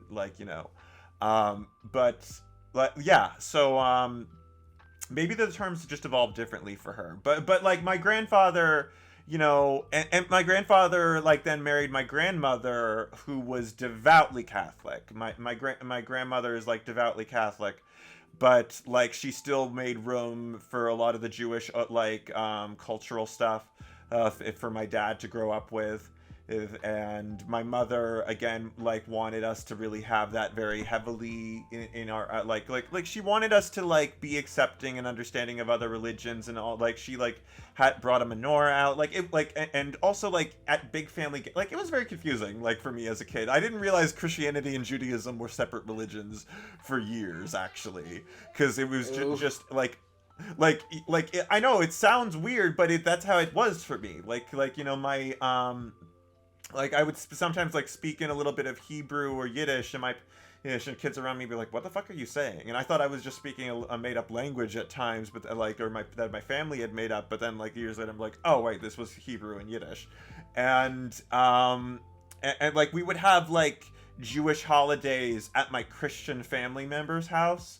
But like on the Christian side of my family, but then like we would have Jewish holidays. We would have Christian holidays at my Jewish, we would have Easter at my Jewish uncle's house, and we would have like Yom Kippur or at like my Catholic aunt's house. It was very confusing. My family didn't make it easy on me, especially with like being very heavily autistic and whatnot.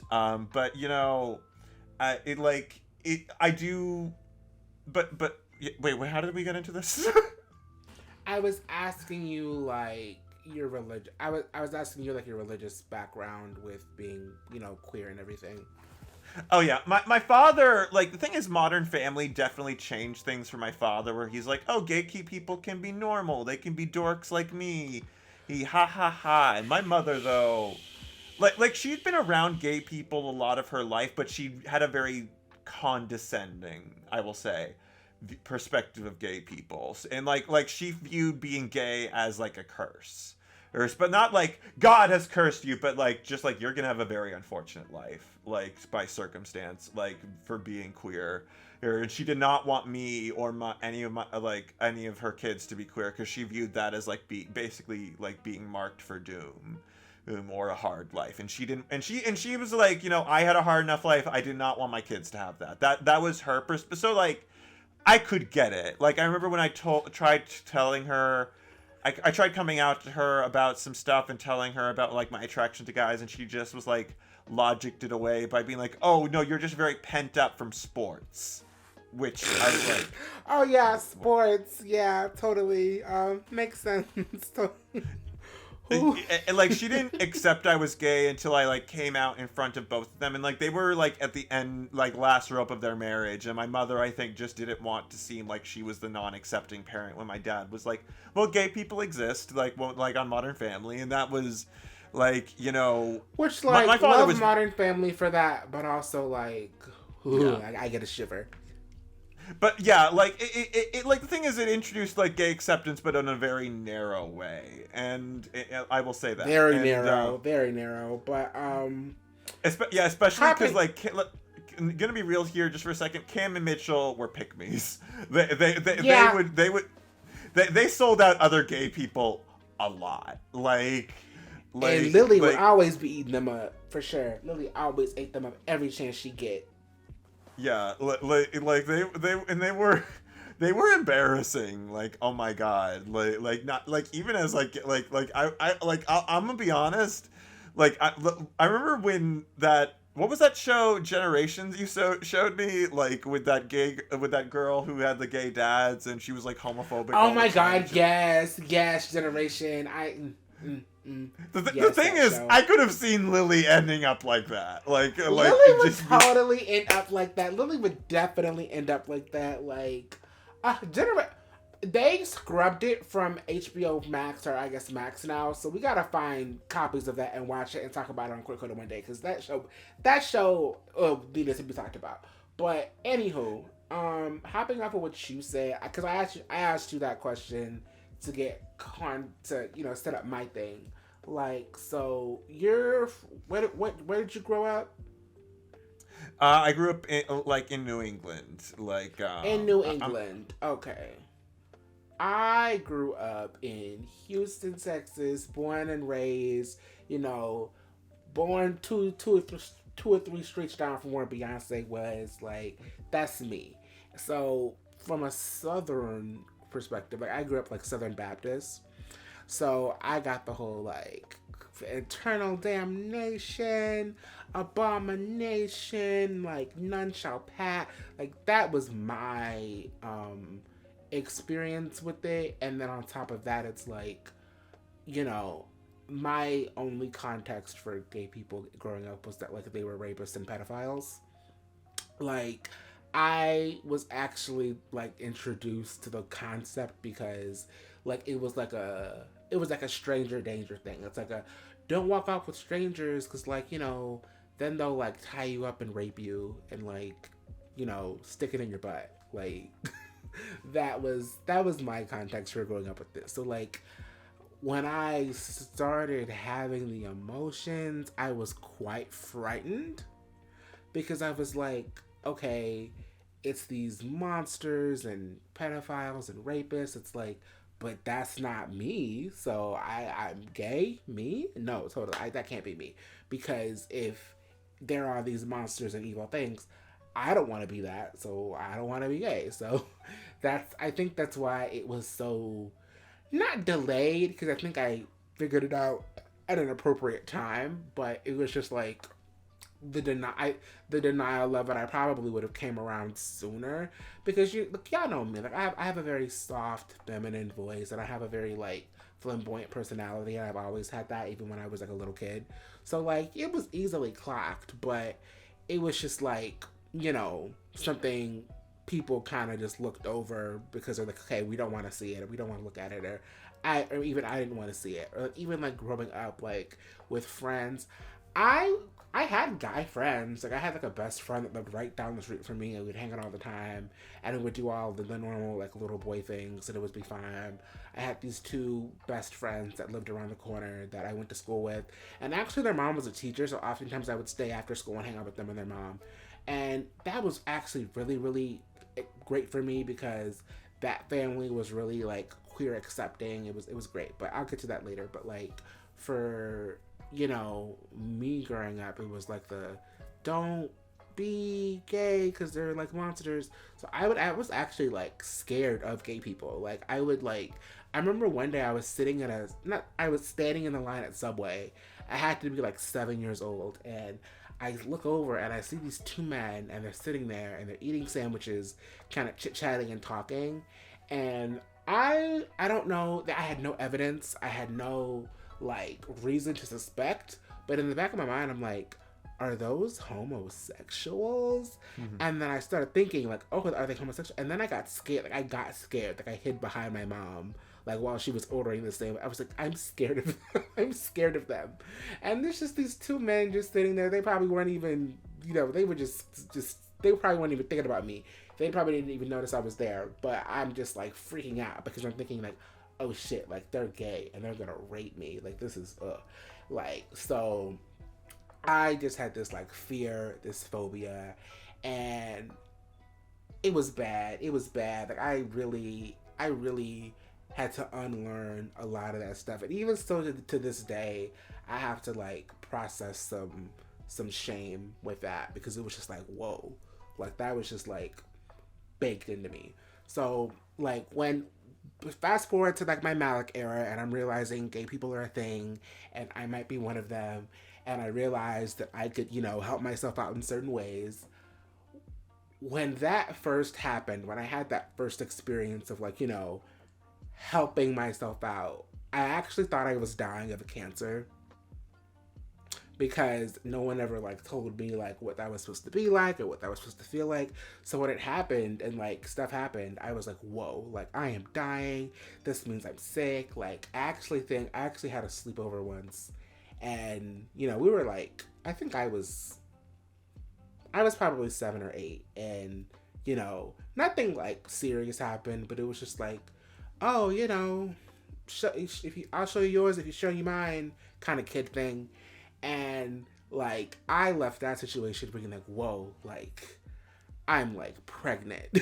Because again, nobody told me about like sex, nobody explained to me what it was or like how it happened. So I'm literally thinking like, oh my, because like the person was like, the guy person was like, little child boy person was like, you want to have sex? And I was like, how do you do that? And he was like, you just like flash it, and like that's how you do it. And I was like, okay, this is weird, but okay. And then it was 3 of us, and we all did the flashing, and after that we ate ice cream and went to bed. But literally the next day I was like, no, I'm pregnant. And I actually like thought I was pregnant for like a good 2 years. And I was like, oh my God, like I did this thing and it was awful, and now I'm pregnant. And I'm thinking like, okay, how am I gonna like have the baby and hide? It was a whole thing. And I'm just like, I was criminally uninformed as a child. So just all of my little conspiracies, I just ran wild with so much fucking shit, so much fucking bullshit. And it was just so weird because like from my perspective, I'm like, I'm anything but that. But from everybody else's perspective, because they have eyes, they're like, oh, so he's a fruit. He's a fruit. Like, like it was very cringy. But eventually that could not be denied. I had to come out to myself. And then I remember coming out to a friend, but it was weird because for y'all who don't know, Al is the G in the acronym and I'm the B in the acronym. So I actually do like the girls, actually. So I remember it was this friend, and I was attracted to her and I had a crush on her. But like once I realized that was never really gonna happen, we just kind of became best friends. And that would happen a lot with girls, but whatever. For this specific friend, I was close enough to her where I felt like I could come out to her or whatever, And I also credit a lot of early 2010s YouTube content for I don't want to say de-radicalizing me, because it wasn't like all of my like get homophobia was directed at myself. Like I guess that is the silver lining of it. Like I would never like go and be nasty to other people or call anybody else names or whatever. I directed all that hate and shame to myself. I think that was mostly because like that's what I was getting bullied for, so it would be weird if I were to bully someone else for that. But that's neither here nor there. But a lot of like 2010s early YouTube content that de-radicalized me on there. So shout out to the gay girlies for that. But I came out to this friend, and I'll never forget. She said, "What made you decide to do that?" I'm like, well, not really a decision I made, but thanks for the support.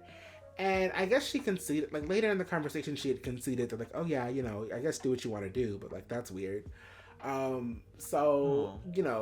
She was like the first person I came out to, and that, it didn't go the way I wanted, but she didn't disown me either. So I was like, I guess that's fine. And then, I started watching, I started sneaking and watching a lot of like shit that would come on like at like 3 a.m.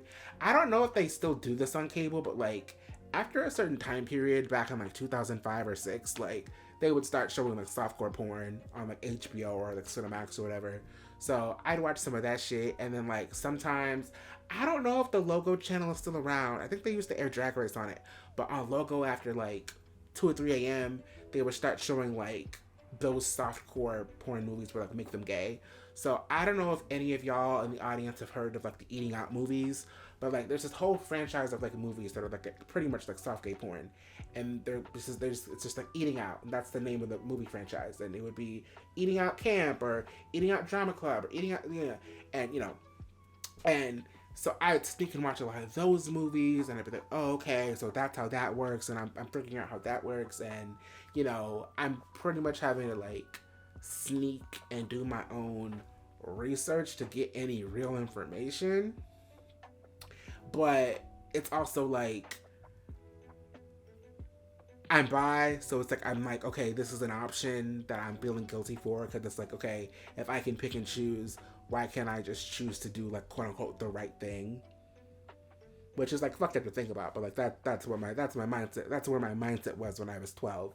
So like I never actually like came out, if that makes sense. Like I came out to friends at school, but like it was just a situation where as I got older, it was just kind of obvious, so people would just make the assumption, and I would just be like, yeah, that's true. Or if I was uncomfortable, I would say, no, not true. But most of the time, I would just say yeah, because I was just like, I'm like this big, tall, black guy. Like, are you really gonna fight me? Like, no. So most of the time, I just be like, yeah, that's true.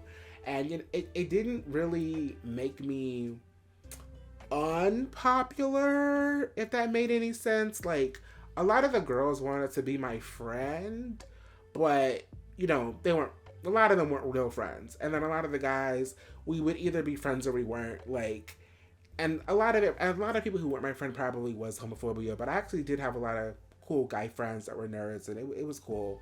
But yeah, I didn't really like have a formal coming out to all my friends. I think the twin friends that I mentioned, I came out to them, but it was so awkward because like there was this gay white twink that was in our graduating class, and this was around like the 8th grade going on to 9th grade. I remember telling my friends like, hey, I have something to tell you, and do I really want to give this guy a fake name? Nobody cared. I'll give him a fake name just to be nice. I'll call him Roy. So, like, Roy was, like, this loud, obnoxious, like, femme gay. And I found him really annoying, to be honest. And I know some people were like, Maxwell, I know you're not talking. But it was more annoying when he did it because he was white and skinny and rich. So, I hated him more when he did it. So, yeah. But basically, I was like, so Roy? And they're like, yeah. They're like, well, like, I didn't have the words to say I'm bi. So I just said, like, I'm kind of like Roy, but like half. And it took them a minute to get it, but then they got it. Oh. Yeah. But their mom was, like, super accepting. I loved their mom. My mom was great. Oh, that's sweet. That's really nice. I love that. Certainly better than my mother was. I mean, but it still wasn't mine. It still wasn't mine. Like, I never like, I don't think I still haven't, like, been like, hey, family, this is the tea. It's just, like, everyone has made an assumption. Plus, I was in a bad situation a couple of years ago that forced that I won't get into. But, yeah. So, that's my, like, journey to, like, accepting, like, me being a fruit. I get you, and like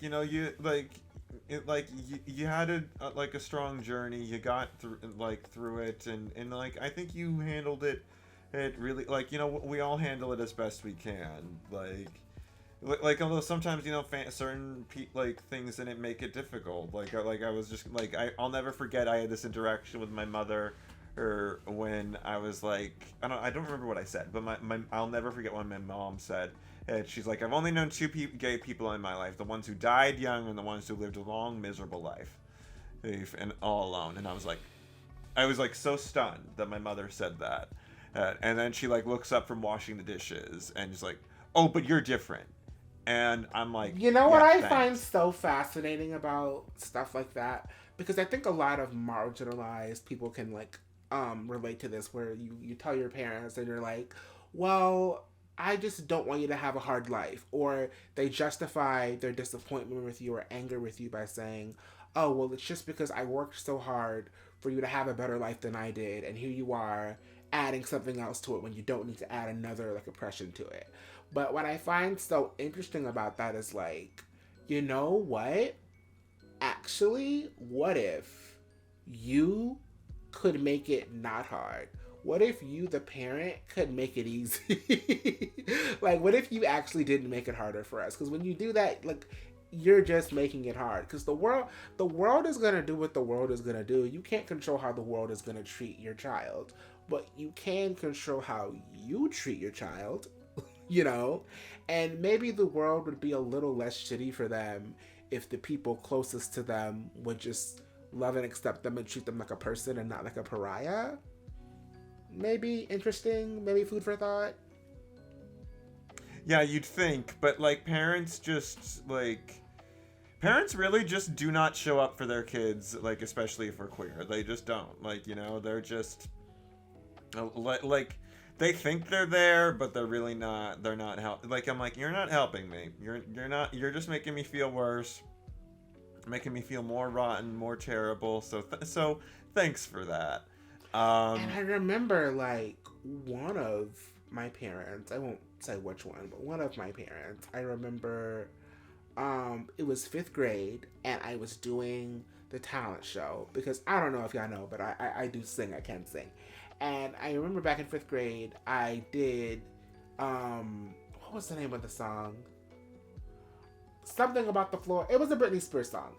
And I didn't know it was a Britney Spears song because my parents, they would always buy me the Kids Bop albums because they didn't want me listening to like secular music and like cursing. So they would buy the Kids Bop album, and like, you know, not too much on the Kids Bop album because they were actually pretty good. And I remember it was Kids Bop 18 and a Britney Spears song was on there, and I really liked the song. So I decided I would go up and sing it. So, and I think the lyrics of the song was like, this girl, something, something you see. And the way I processed the lyric, I was like, oh, they're saying this girl, like they're talking about a girl. But I guess, no, Britney was the girl. So when you say this girl, you're talking about yourself. So I wasn't aware was it of If that, You Seek but... Amy? Huh? Was it If You Seek Amy? No, let me look up the song real quick. Kids Bop 18. What's she? If You Seek Amy was my favorite, like Britney Spears song. Like she ate that up, you know. Like, help me. No,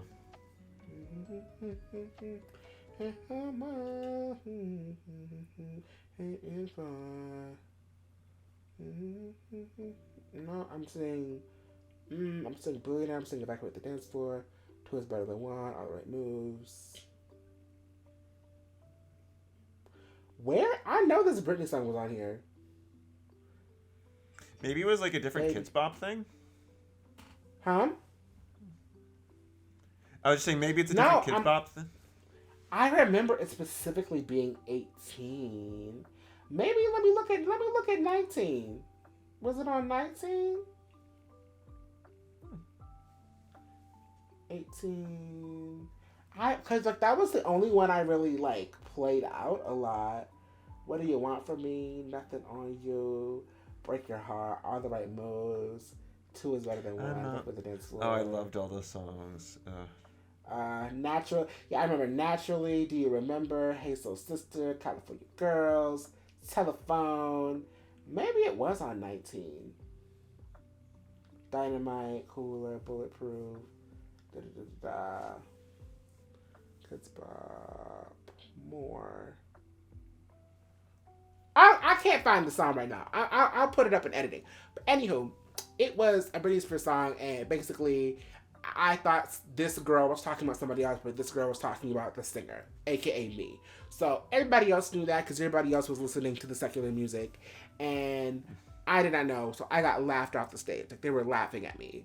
And even though like looking back, I sounded good. Like, I sounded good for a kid. But they laughed me off the stage. I ran off the stage crying or whatever.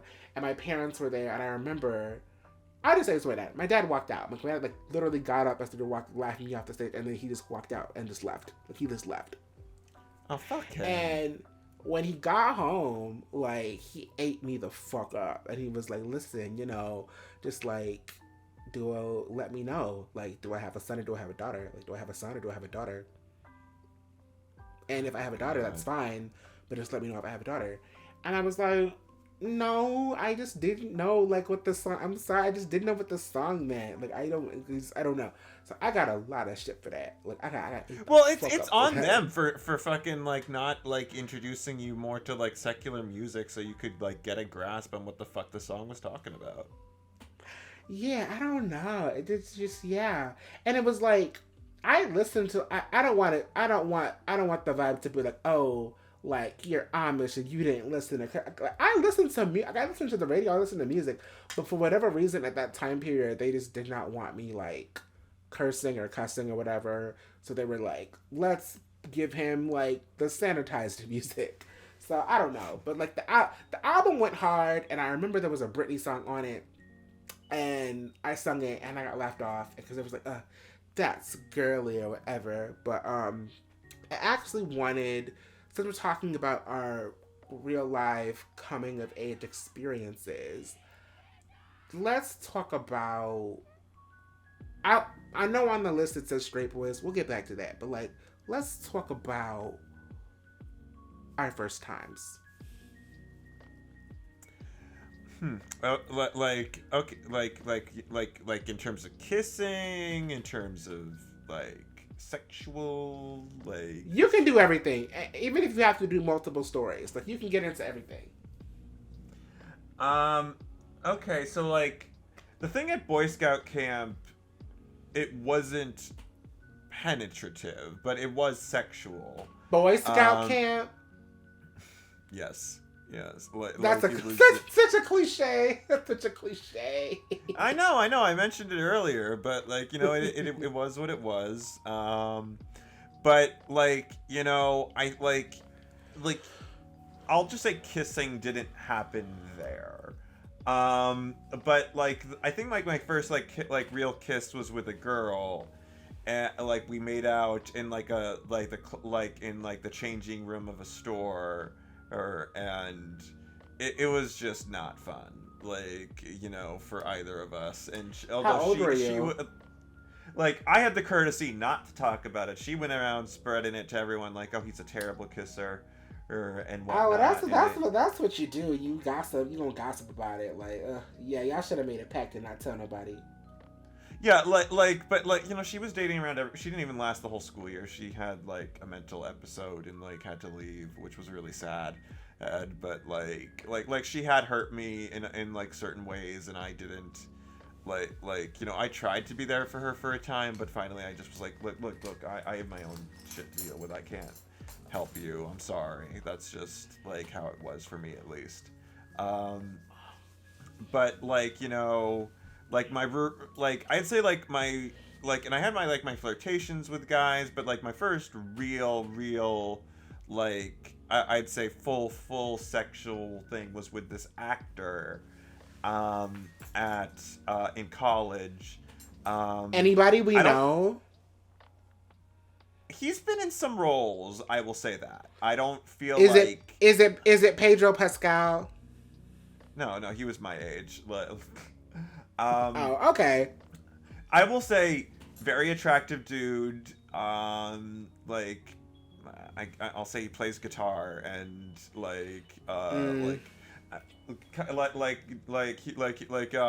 like he actually has gotten some roles in some TV shows. I won't say which ones, but he's he was fun. He was nice, and we had a good time. And I'd say I don't know. I had a nice time with him. He was cool. I'll say the sex was good. Like, it was my first time and for a lot of things, and it was anxiety provoking on one level, but it was also fun.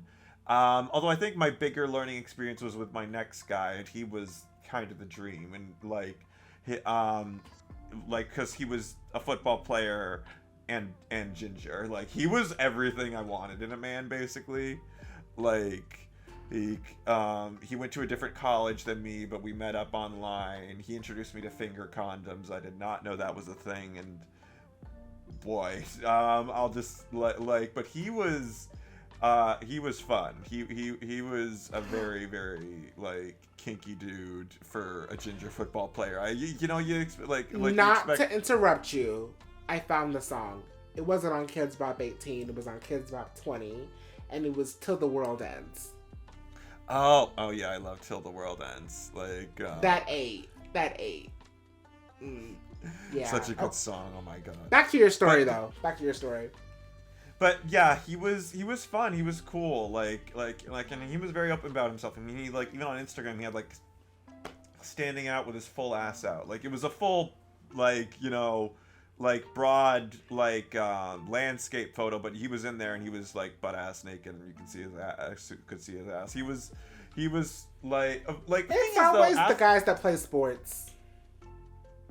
Yeah, it is. Oh my god. But the thing is, for me, I don't know how to say this but the thing is, after my experience with him, I felt like I didn't really need anything else out of sex, if that makes sense. I kind of just was I kind of got had my ultimate dream, if that makes sense. Like a ginger football player, I really, I don't know, I've always had a thing for redheads, back in high school, I always felt bad, kind of ashamed that I never got to be a sportsy guy, and there were all these I always felt a little out by the jocks, but after I got to be with a ginger football player, I was I kind of got everything I ever wanted out of sex. In a weird, if that makes sense. And yeah. And I don't know, I had a few experiences since then, but they weren't ever anything I was too enthusiastic or that I'm gonna go home about. But I got what I wanted out of my thing with that guy, and I don't know. I'm just if I were to die tomorrow and there was an angel's are you satisfied with your sexual experiences on Earth? I'm you know what? Yeah. Putting up all the guys that I got with on Earth. I'm I think I did pretty well. Yeah. Yeah. That is interesting. Okay, I see we have a type. Okay. For me, the road is a little more complicated and convoluted because I am bisexual. But I'm gonna try to make it palatable and concise. So for me, again, when I was in my Malik era, I realized that I could, do things with myself, and I was actually pretty satisfied with that for a while. I would say I think that I started doing that when I was 12, 13, and I don't think I started doing things with people until I was 17. So I was pretty satisfied with myself for a while, because I don't know, I just felt I didn't really need anybody. I wasn't ready. Plus, since I was pretty much everybody's GBF, my role in life was managing my friends and all of their boyfriend drama. So it's I can't have my own if I'm dealing with everybody else's. Which, part of me is that's so sad you didn't get to have your own experience. But at the same time, it's also just with wet men, with wet men there, it just would have been a disaster anyway. So I'm kind of glad I don't have any embarrassing high school boy stories. But anywho, so yeah, I was pretty okay with myself for a while, but then I met this girl at a homecoming dance, and I remember it was junior year. Junior year homecoming dance, and I kept bumping into this girl, and I remember I had seen her before, And I couldn't place where I seen her, but I kept bumping into her and bumping into her. Like, I think we bumped into each other 5 times at the dance. And I was like, okay, bitch, this is ridiculous. Give me your number and we're gonna hang out. Because we keep bumping into each other. So there must be a reason. Like, we're not doing it on purpose. So we started texting. And I actually thought like she was pretty, and I kind of had a little bit of a crush on her because of how we were talking and vibing. But she mentioned that she had a boyfriend, and I was like, oh, that's a bummer. But again, the thing that always happens to me is like I'm talking to a girl, and I'm like, oh, like she's kind of let's be cool, and you know she assumes that I'm gay, so we just end up becoming. I don't want to call it friend zoning, but like because they assume I'm gay, like it doesn't really go anywhere initially unless like you know I'm bold. So we're hanging out at the movies. This is our first time hanging out, and we're just chit-chatting and talking, and through the conversation I come to the realization, oh, she thinks I'm fruity and that she thinks that I'm gay and this isn't gonna go anywhere. But it's like it was like a death and a rebirth at the same conversation, because while I was disappointed that it wasn't gonna go where I wanted it to go, like she was really cool and I really wanted to be her friend. So it just became a friend thing. And you know, ironically, she admitted to me that she had a crush on a girl that was my other best friend I had at the time. And I was like, that's wild and weird, and we'll put a pin in that. But yeah, so she breaks up with that boyfriend rather quickly after we start talking. She breaks up with that boyfriend, and you know, she has this crush on my other friend, and they're hanging out and all these other things. And my other friend even, you know, was bisexual. So all 3 of us were bisexual. And I'm like, okay, that's interesting. Oh, that's nice. And yeah, it was nice. It was interesting. Yeah, I'm not going to spoil that tea, but it was interesting. So yeah, so we're all 3 of us are bisexual. And I'm kind of like, not the odd one out, but kind of the odd one out, because at first, I have to give everybody fake names. I'm gonna call the girl who I kept bumping into at homecoming. I'm gonna call her Dorothy. And I'll call the other girl who was my friend that, you know, she had a crush on. I'm gonna call her Diana. Sadie? I'll call her Diana. Yeah, I'll call her Diana because she like Wonder Woman, so I'll call her Diana. So, Dorothy and I were becoming better friends than I was with Diana, even though I was friends with Diana for years before I even met Dorothy. But the tea is, I met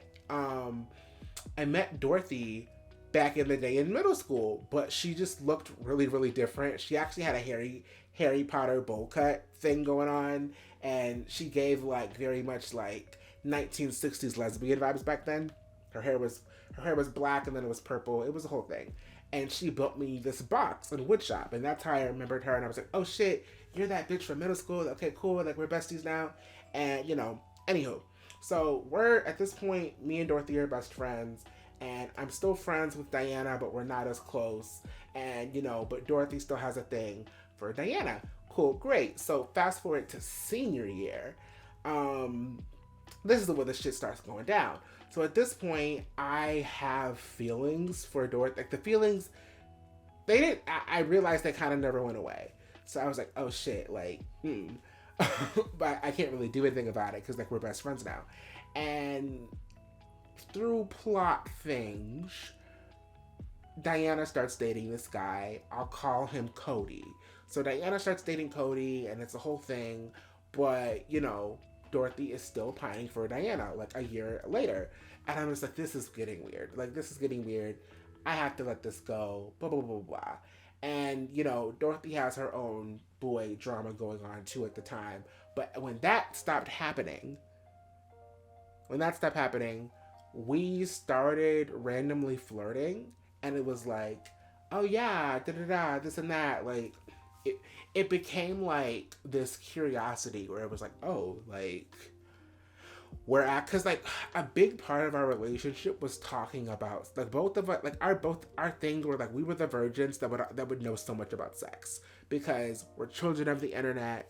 We're always watching YouTube videos. We're always like watching shit. So it's like we know a whole lot about sex and about condoms and about position. We know all these things about sex, but we've never had it. So we're like having this conversation as best friends, like, oh, like, so what if we like, both of us are single, like what if we, and the idea, yeah, like the idea was perfect for us because it was like, we're both, bisexual and queer, so we're both virgins, so we both never done anything with anybody else, so it's like, it would be super perfect. So, I remember I had a concert that night. I performed at the concert, and then afterwards we went to Chili's.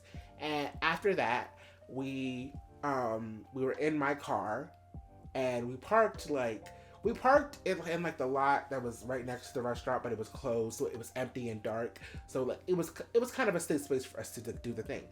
And we're sitting there, and we're like, how are we gonna get into it? And I'm playing music. I'm trying to pick the right playlist. She kisses me, and I'm like, I was taken aback because it felt weird. It was like, whoa. I was like, that's weird. And she was like, oh shit, like that's your first kiss. I'm like, yeah, that's my first kiss, and it was weird. I didn't dislike it. Well, I guess I did. I did dislike it. I was lying. I did dislike it. But I was like, that was weird because I've never done that with a person before. And, but we tried it again. It was much better. It was much better the second time. And things happened, and we didn't go all the way, but like we did a lot of things. And it felt really good. And it was like for the first time ever, I was having like a real experience with a woman, and we were both happy about it. And I was always kind of scared that like, oh, what if I'm actually not bisexual? Like, what if like I'm just like gay and I'm using it as a stepping stone because I don't want to come out. But then I had that night and I was like, oh shit, like, yeah, I'm definitely bisexual. I like both. But after that, so we're hooking up for a while and we're doing things, but we have rules and things happening. So one of our rules is whenever the other person does something with someone new, we have to let the other person know.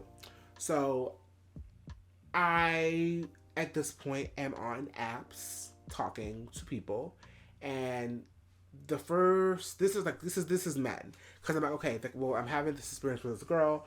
What would it be like to be with a guy? So I'm looking up like dudes or whatever, and I end up meeting this random guy, random.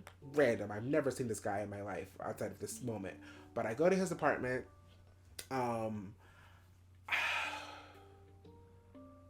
I think I gave him head. Yeah, I gave him head, and I left. I think I broke my glasses a little bit too. It was funny, but I fixed them. I left that.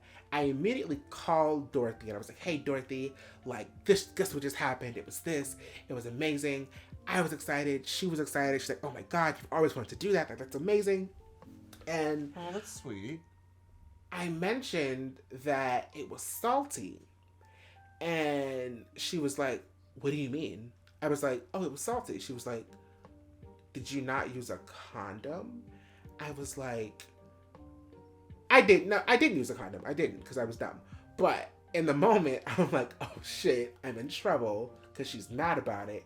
At the time, I didn't know why she was mad, but I knew she was mad. So I was like, oh shit. So I'm not proud of it, but I lied. And I said, oh, no, I did use one. It just broke, I guess.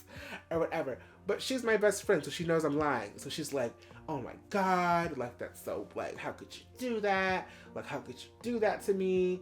And I'm like, what did I do to you? Like, I thought we were just happy about it. Why are you mad at me? And she's like, well, now that you've done this thing, like, that means that we can't have sex anymore because, you've been unsafe. So I can't put myself at risk because you've been unsafe. And I'm like, okay, I get that. But at the same time, it wasn't an accident because I did the thing with the guy on purpose. But it was like, I wasn't thinking about it. So I was like, I'll just get tested, and you know, if I'm clean or whatever, like if I don't have anything, we can go back to doing what we're doing. But she felt like because I didn't think about like how it would make her upset that I didn't care about like what we were doing, and that wasn't true. But I could see how she could feel that way in retrospect, even though I don't think that's what I was doing. But that started like the downward spiral of like everything. So, you know, we keep doing what we're doing, but we don't do as much because of like her concerns, which were valid concerns because, you know, she could get pregnant or other things could happen, and, you know, we didn't want any of that to happen. So yeah, we shifted what we were doing. But this is where the plot thickens. So back to Diana. Diana has a boyfriend, but Diana is like, now all of a sudden, even though in the past it was, I don't have feelings for Dorothy, now Diana has feelings for Dorothy. And now they're talking about getting together. And, you know, it was so deeply childish in the sense of like, I think that they really just wanted to be together, but because, you know, Cody was involved, it was like, well, we have to find a way to fit him in. And like, maybe we can convince him to be a throuple so we can all be together. But it's like, in retrospect, like, Diana didn't want to be with Cody. She was just dating him just because, and she didn't want to break up with him. So it was just like, I'll just do both. But like, you know, in reality, neither of them were poly. Like, they really just wanted to be with each other. So that's why I think that was dumb. But anywho, like, they start having a relationship, and we stop doing what we're doing as much. It gets to the point where actually it gets kind of messy, and we start doing stuff only like when we're mad at Diana, and that was just still messy. But anywho, like, and then also through that, I think we just kind of eventually faded off and stopped doing that because I was meeting up with more and more guys, like, doing things, because I was just like, whoa. Like, I had that first experience, and I was like, that was a rush. And it was just like, it was just different. It was different with guys. And what I mean by that is, like, with her, it was not that I was in love with her, but like, it was like this like emotional connection to it where like I enjoyed it physically, but I also enjoyed it emotionally. Like, I was just like, I feel happy and safe, and like, we're gonna like kind of cuddle afterwards. And like with guys, it was just like this animalistic, like, I'm just drawn to you sort of thing, and there's nothing I can do about it, and I'm kind of a slave to my hormones right now. Yeah. It's like I was attracted to both her and the guys I was hooking up with, just in different, they just manifested in different ways. But, you know, obviously I'm hooking up with more and more guys, and I'm 17 and stupid, so I'm being irresponsible. So it just didn't make sense to like go back to hooking up with her because she had already made her concerns about that clear, and I wanted to respect those boundaries. So we just kind of eventually kind of stopped. But it was rough because it was like I still had the feelings for her, and I actually kind of still low-key had feelings for Diana or whatever. And it just felt like the more that me and Diana started to like have a rift, because me and Diana were like not fucking with each other around that point because of drama bullshit I'm not getting into.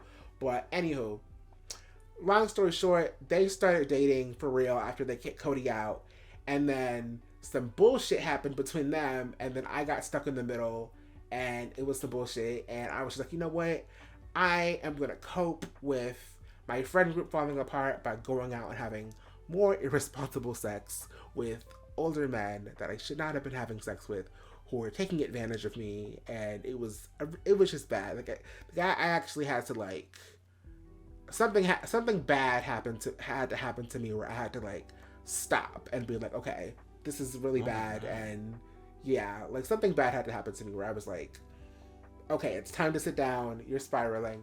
Because I think it was just like, I was just so lonely in that time of my life. Like, the hookups were like my only kind of form of connection, because before it's like I'm hooking up, I'm literally in the best situation of my life. I'm hooking up with my best friend, and it's like, it's not weird, it's not awkward. We're literally like being best friends, and then we would go have sex. Like, it was a jackpot situation that every teenager dreams of. But I don't want to say I ruined it, but I think that, like, I probably should have handled it better. But anywho, like, after that whole situation, I don't think I talk to either of them anymore. We've made up in the sense of, like, you know, it's been 5 or 6 years. We've all done the, oh, hey, it's been a while. I just wanted to, like, say I'm sorry for what happened back in the day. We've all had those messages exchanged between each other, and we're all fine and good now. But, like, we're not close anymore. But as messy as that situation was, I almost wouldn't change anything. If I could change one thing, I think I wouldn't have gone as crazy with the guys. But I don't regret, like, the thing with my friend at all, because I just think that it was such a beautiful experience to just have that first time, be with someone that I loved, even if it wasn't like a romantic, like, you know, I'm in love with you. It was still someone I loved and cared about so deeply, and that cared about me, and I think that meant more to me than it being some random hookup at a party. Like, I really, really value that. And even though I'm not close with them anymore, I just think that that was great. So 10 out of 10, I would do that shit again. I remember my parents were so happy because they were like, oh, like, obviously, like, they're getting it in. But this was, like, before we started hooking up. So I remember the homecoming for senior year, we went together, and we were like, oh, we're best friends, we're going together, and this is, like, before we started hooking up, and we were like, okay, we're gonna have sex homecoming night, and it'll be our first time, and it'll be so fucking cool and romantic. And we realized, oh shit, your mom is picking us up, so we can't do that shit. But before her parents dropped her off, and her parents are taking pictures, and my parents are taking pictures, and I know my dad is sitting there like, oh yeah, like, he's totally getting it tonight. I'm so happy. And then her parents are happy because they're like, oh yeah, he's the gay best friend. She's going with the gay best friend. So there's no way that she's getting anything tonight. So they both had, like, half the equation. They both, Yeah. like. Meanwhile, we're like, well, actually, y'all are both wrong, but we just let them think. It was actually great because we let them think. We got to let them think what they wanted to think, because otherwise we wouldn't have gotten away with half the shit we did. I think her brother. Like, I think one time her brother walked in on her, like, going down on me or whatever, but we were in it. We were positioned in a way where it's like we could pretend we were doing something else. But he walked in on us, and he actually didn't ask a single question. He didn't. He just acted like it was normal because he assumed, he was like, okay, well, he's gay. So there's no way they're doing anything. Like, it's fine. That's a crack up. Oh my god. I'm like, this is so. I was like, I was really low key that girl back at high school because I was like, it was just so. That was such an iconic situation. I wouldn't trade that shit for the world. That shit was great. That was great shit. That was great shit. That cracks that is actually really interesting and funny. Like you got it under the radar like that. You got it going. Like good for you, man. Good for you. That was good, and I think that, like, it's a thing that, like, only, like, femme or, like, flamboyant gays can really get away with girl if they're messing with girls, because, you know. But, like, I feel like if you're gay and you're, like, quote unquote masculine or quote unquote normal, that's more the dynamic you have with, like, your guy friends. Like, I have friends who are like, oh yeah, when I was growing up, like, I would always use, like, the sleepover excuse or whatever, or the camping excuse or whatever. Like, you could, like, there are, like, it's still a closet and it's still oppressive and you're still in a bad situation, but there are little benefits you can use to get around certain things. Yeah, like, there is an interesting dynamic to that, like, where, like, if you are assumed to be masculine, you could get away with, like, you know, fucking, like, if you're masculine and gay, you could get away more with fucking a guy than if you were effeminate gay and trying to hang out with a guy. Hey, but if you're an effeminate gay, it was kind of easier for you to sneak around and get it going with girls because they assumed you were like, there was like, oh, there's nothing happening because he's gay. And I always feel like I've said this, and I don't want people to take this the wrong way when I say this, but whenever I mess with girls, it almost feels sapphic. Not because I'm saying that I am a girl, but because I am feminine and I'm connecting to feminine energy, and I feel like they're connecting to my feminine energy. It's like that's what makes it feel that way. But I understand why some people like give it pause, because a lot of straight men are like, "Well, I'm a lesbian." It's like, it's not that. I'm not saying that. I hate those guys. But I'm not saying that. But I'm saying like it feels sapphic because we're both like attracted to each other's femininity. I get you. That makes sense. I understand that in many ways. But like, yeah, that's interesting, huh? To have that sort of like effeminate energy kind of meet in that, and that stuff doesn't really fall distinctly just into gender. I would say I think it's complicated. It is, and sometimes I get a little offended when, like, for example, like I have this friend at work, and I'll call her Sally, and I love her. She's great. Whenever I work with her on Tuesdays, I always drive her home or whatever. And her boyfriend came to pick her up from work the other day, because, when I was clocking in, she was clocking out, and she was waiting for him to pick her up. So, there's this one manager that we're all cool with, that we all kind of talk about our bullshit with. And we're sitting and chatting, and she's like, yeah, my boyfriend Jacob is like, Maxwell is the only person who can like take me home. And I was like, why is that? And why is that? And she got really quiet and she giggled. And then when he came in, the boyfriend came to pick her up, I put two and two together. And I was like, oh, well, I guess thank you for allowing me to take my friend home, since you're like the boss of her. I guess. So basically, for y'all who didn't pick up on it, he's basically saying that, like, because I'm fruity or whatever, that she's safe to ride home with me because we're not gonna fuck. Now, we're not gonna fuck because, we're friends and she's in a relationship. That's why we're not gonna fuck. But I'm like, straight men, don't think that I can't take your girl. Cause I can if I want to. Like, I got a little offended. I don't know what it is about like straight guys. They just get very hyper like anxious and defensive. It's so weird to me, honestly, at times. They're just like constantly like, you're gonna leave me, you're gonna blah blah blah blah blah. It's like, I'm like, damn, dude. Like the insecurity just radiates. And it's really only with other guys. Because going back to that like kind of love triangle that I was in. So Cody was kind of aware of their situation, but he always ignored it. It would always be a thing of like, oh, whenever he said he's gonna think about it, but he might let her, and it's like he knew about the situation, but he wasn't mad about it. He wasn't upset. And it's this thing I always say with sapphic relationships: men don't take it seriously. They don't take it as a threat, because they're like, well, there's no dick involved. So if there's no dick, then, there's no way that, she could take my girl or whatever. Or like, I know so many quote unquote straight women, and I say quote unquote because a lot of these women will talk about experiences with other women, or they'll talk about how they want to have experiences with other women, and how that would be okay because, it's a girl and it's not cheating if it's with a girl.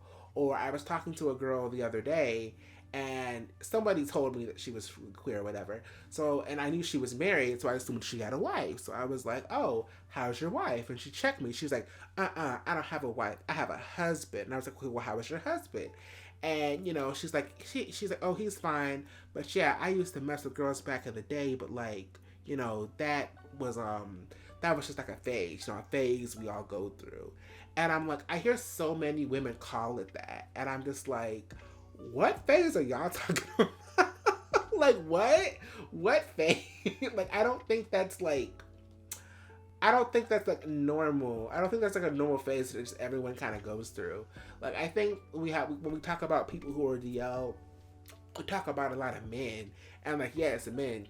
But the girls be DL too. They just don't think about it the same way. It doesn't manifest the same way, but they'll be fruity, but they just won't take they won't take their own queerness seriously or legitimately.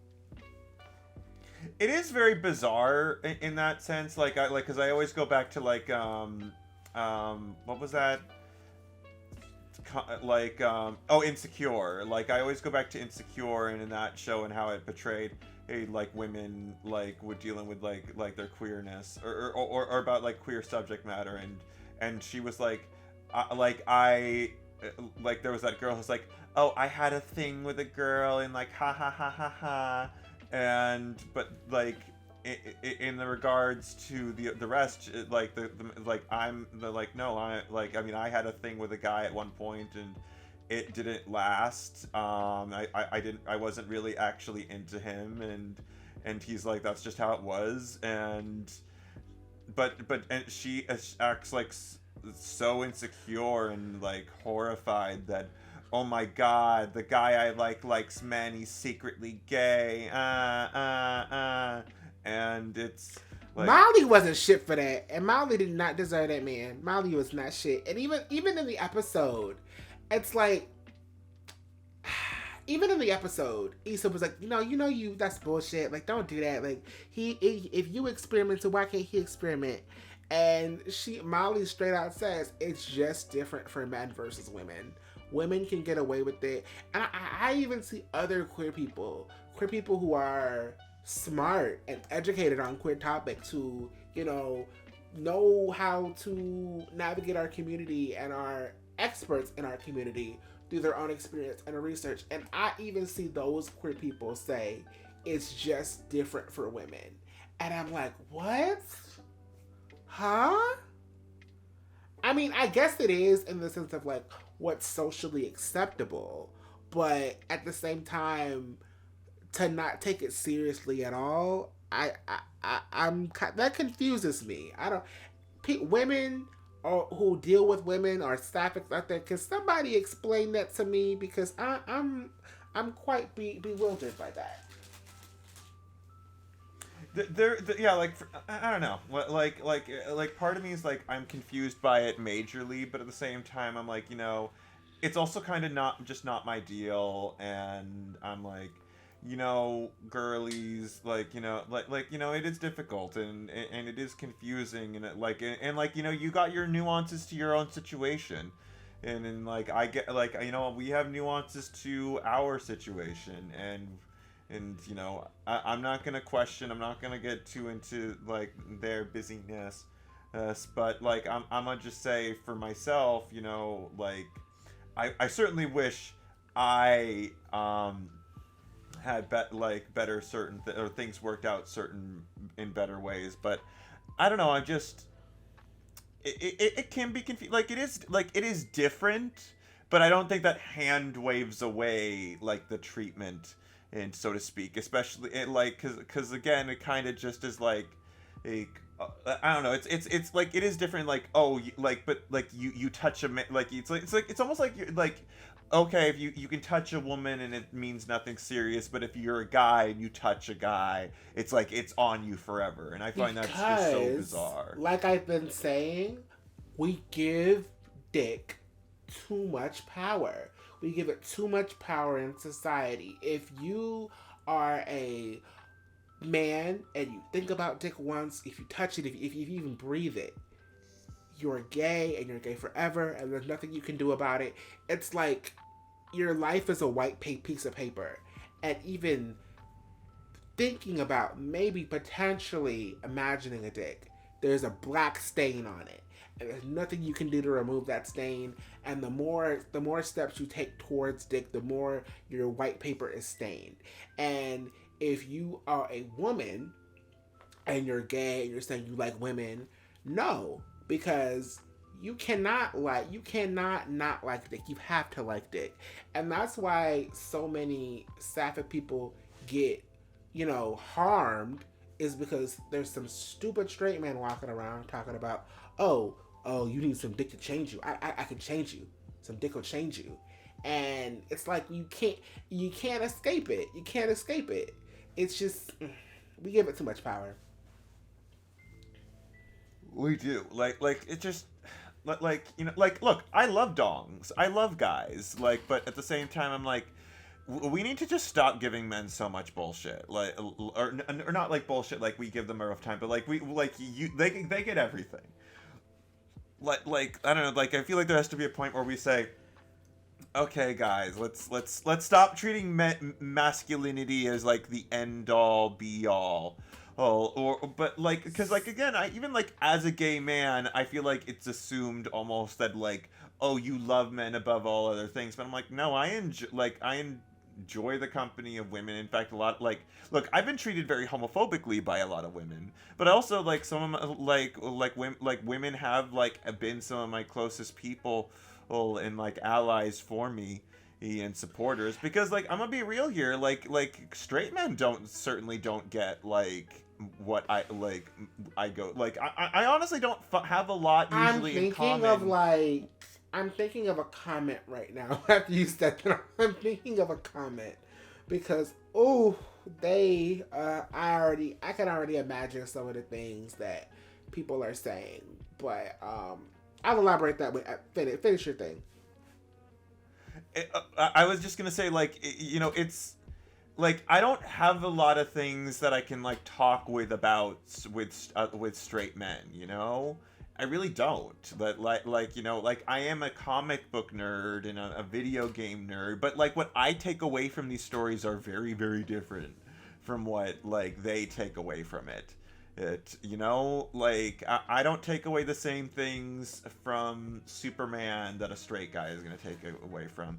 I don't get the same enjoyment straight people get out of like straight people who love Invincible and Mark Grayson and Omni-Man. I'm like, I don't get any of that enjoyment like out of those characters. I really don't. Like Nolan is just like oh, he's the abusive father that I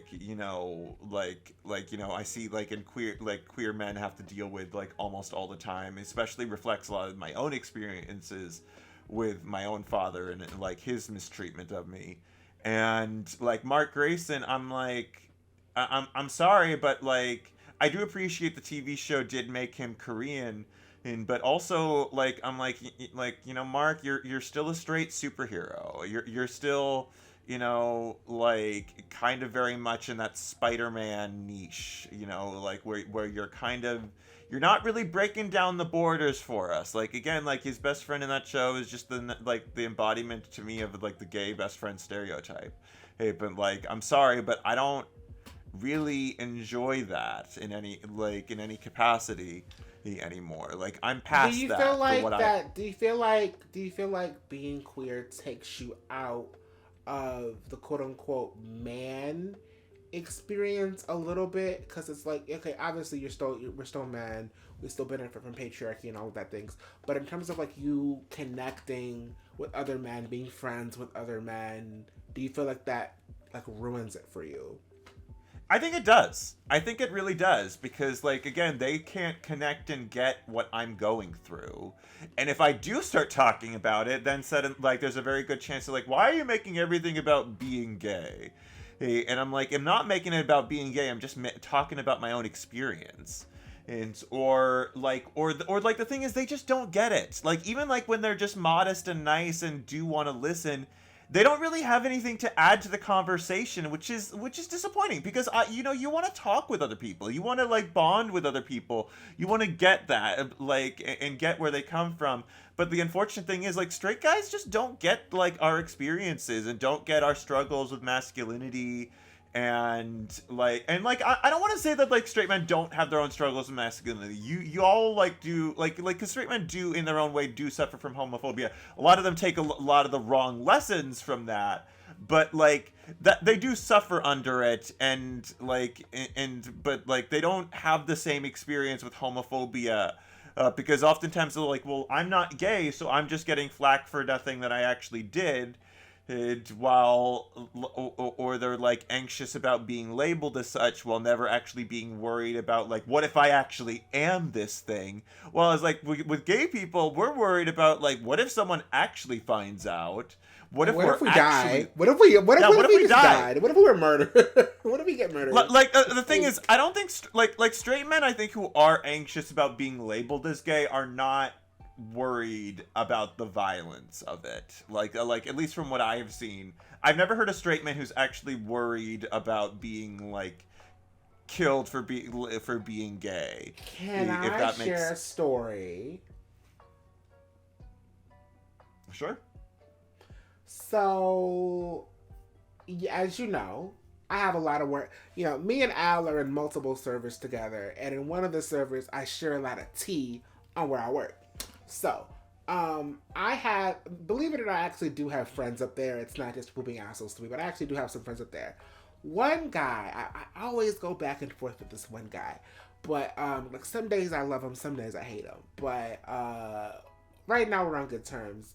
He actually one day, because my boss that we all kind of are cool with, he, for the most part, he still said some dumb things that I've eaten him up for, but for the most part, he is an actual ally, and he gets most of it, and the things that he doesn't get, I'm willing to like help him with.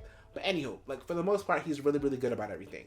So me and him are talking one night, and we're just talking about I think we're talking about 90 Day Fiancé. I do not watch 90 Day Fiancé, but he was talking about it because there was this season, I think it was the last season, where there was a woman on there who was a trans woman, and basically the story with her and her man were that they met up and they were dating for years and having sex for years, and she's post-op, and they're having sex for years, and the man does not find out that she is trans until she says it in an argument after they've been having sex for 3 years. And that's a whole dramatic thing for that TV show.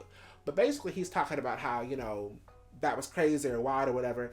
And we're going back and forth. And I'm talking about, the reality's trans woman phase with, telling or not telling. And I'm like, that could be dangerous. And I'm educating him on that topic. And, the guy comes up and, I'm friends with this guy. What am I going to call him? I'll call him Jackson. Jackson comes up and he is in the conversation. He's listening. And I'm basically like, hey, so I know you don't understand this, and maybe this is a little fucked up, but also think about this. And Jackson comes up and he's like, well, I get that, but at the same time, it's like, if I was him, I would be worried that people would call me a faggot. And me and my boss, my very straight boss, look at him like, bro, what the fuck? We're like, bro, what the fuck? Because, like, he just said a slur. So I'm like, oh my God, I can't believe that she would say that.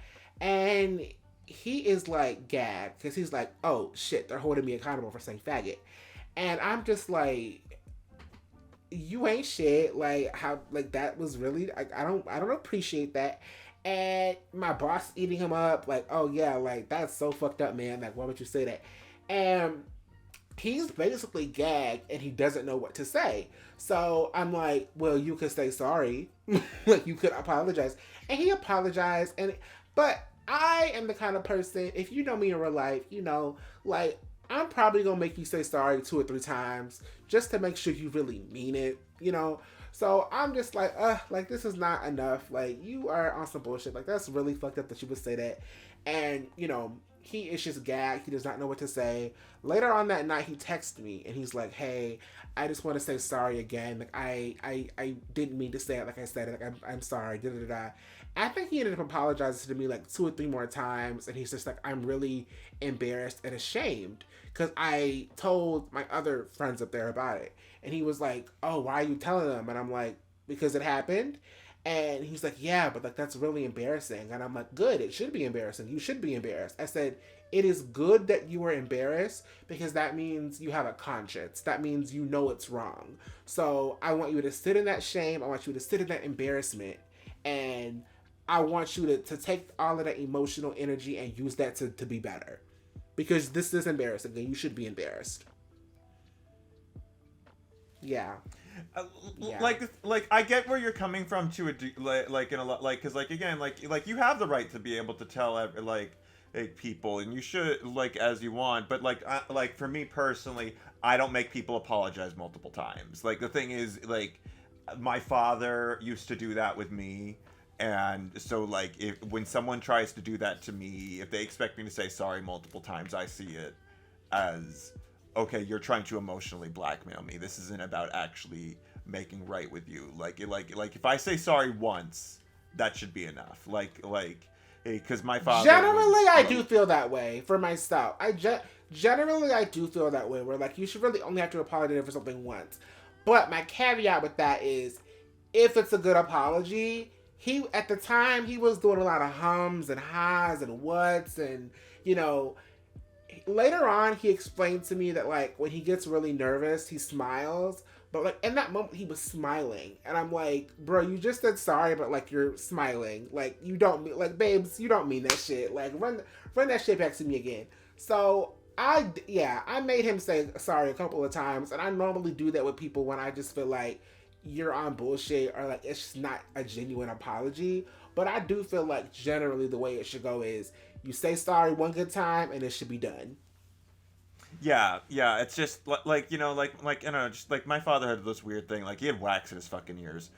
Like I would have to say thank you like 7 times, like every time after every meal, to the point like my mother started having fights with him and like about it, and like we me, my mom, my sister all started blowing up at him at a certain point. We're like, how many times do we have to say it? How many times do we have to say it before you shut the fuck up? I'm not saying it 1,100 times, but I say all that to say straight men are capable. They are capable of it. They just have to try. Well, some of them have to try. I do think some of them are just genuinely good eggs, but I feel like the really, really good straight men in my life, they're really rare. Like I mentioned earlier, my twin friends, they're great. They were amazing. I'm not really friends with them anymore, but it's for other reasons. But on the homophobia and racism thing, they were great. They were perfect. 10 out of 10. Like, I came out to them and it was great. I had another friend that came out to when he was straight, and we were actually really, really good friends. But I think he ended up ghosting me because he secretly hated me the whole time. So that ruined my life for like a year. Oh. But that's a whole nother story I won't get into. But yeah, so that was a chop. But yeah, I think I met like 4 or 5 really, really good guys in college, like when I first started college in the music department. And I think that the arts, like being in the arts, you find a lot of really good straight men, because it's like, it's hard to be now they still do it, but it's harder to be homophobic in an industry where, like, not that gay men dominate, but like they're around a lot. So it's like, if you hate gay people and like you sing opera, you sing musical theater, it's like, well, babe, it's like you're gonna have a hard time working. Yeah. Like, good luck working. I understand that. I do relate to that, like, because, you know, that is like, you know, like we do have a lot of ins. We are in those areas, or at least like. But, like, you know, at the same time, we do still have that negative... like, I still will never forget Kevin Conroy's, like, story about, like, all the homophobia he faced. And, like, in certain ways, it does make us... I hate saying this, but sometimes it does, like, give us a look in and like, we survive it and we come out, like, with a certain level of understanding or strength. Because, like, Kevin Conroy did say, like, I don't think I would have been able to have, like, captured the voice of Batman if it weren't for, like, the suffering and the loneliness I endured as a gay man, and like, and yeah, he's like, I wouldn't have been able to have got into Batman's pain and in that character if it weren't for the loneliness and the hardship that I'd gone through, and so. Like it does change us in many ways, not always for the better, not always. Sad about that. So many straight, because like there are so many straight men that love Batman, and for a lot of people, I think for most people, Kevin Conroy is Batman, at least in terms of any animated media or video games. So I think it's so sad that a lot of like men and fans don't even know that he's gay and will never know that about him, and they'll just be like, he's Batman. But it's like, no, like he was able to capture that because of the pain and suffering he went through because of his identity. And it's like, the fact that so many people will never know that breaks my heart.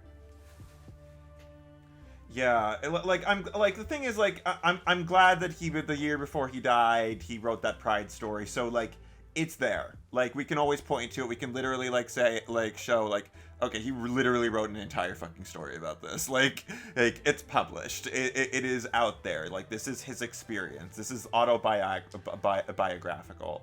Like he literally stated out there like Batman, and like I related to the character of Batman through my queerness. It's like speaking of like, oh, go ahead.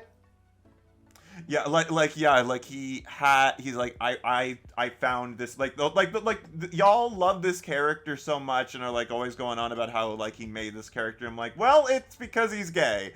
Like, of course he's talented on his own, but like his gayness was also a factor, and like you wouldn't be able to have which this is Batman why I without, think we're like, better at stuff. Like this is gonna get me canceled, but that's why I think in terms of like creatively, I think people who are marginalized, so people of color, women, queer people, we tend to have a little bit of an edge in the creative community, whether that be writing, acting, singing. We just have an edge on other people because we're able to process our immeasurable suffering into art. Yeah, we do. We get it. We process it better. We like I think like we don't have the ability to express that, like, and we do have to like have that pain. We don't have that outlet like that a lot of like straight people do, or that ability to like we have to dream a lot of the time. Or we do get stuck in our imagination because we're certainly not living the ideal reality.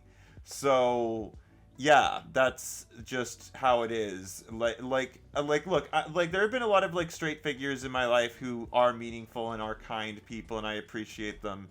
But they're also like, I'm also gonna be real here. There's a lot of straight men who have really hurt me, like who have really destroyed a lot of things in my life in a lot of ways. Like, yeah. And I just want to say shout out to, and I was gonna say this earlier, but really, and we've touched on it here and there, but like really shout out to like the mothers. And when I say the mothers, I don't mean like our parent. I mean like mothers, like women who have been role models and influences on our lives.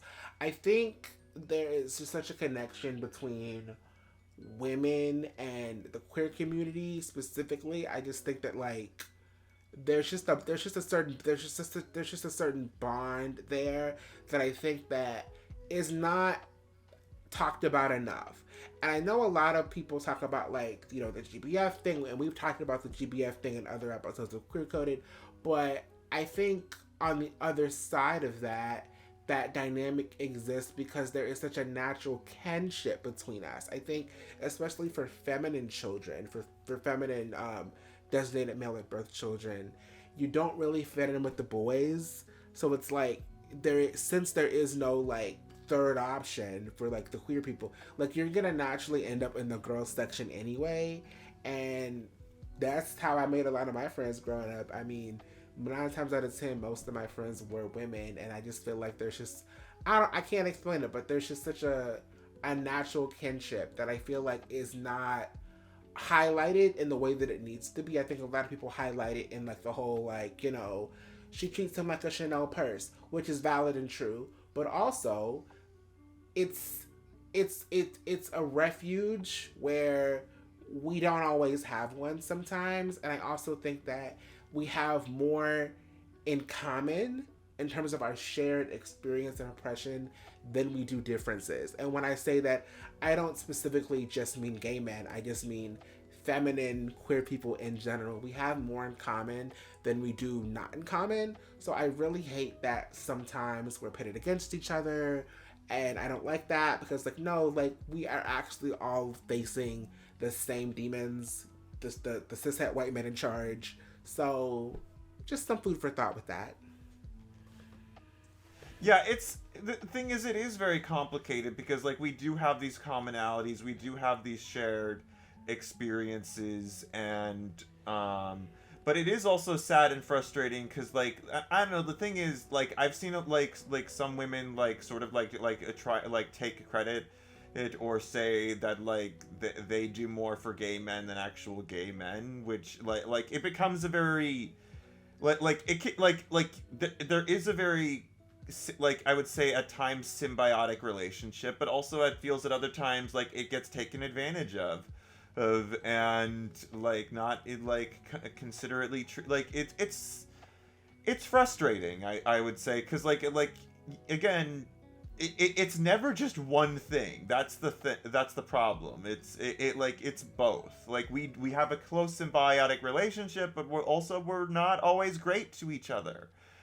And I wish we were able to just always have a consistent thing. Like I could just say all women are my allies, you know, but like they're not always are. And like I think like the thing is, my best relationships with other women have usually been when they're aware just that like they're like, okay, we have commonalities or like, but we're also having different experiences, but I think it comes out the best, like I would say, when like we can just acknowledge like the difference gap in experiences we have from straight men.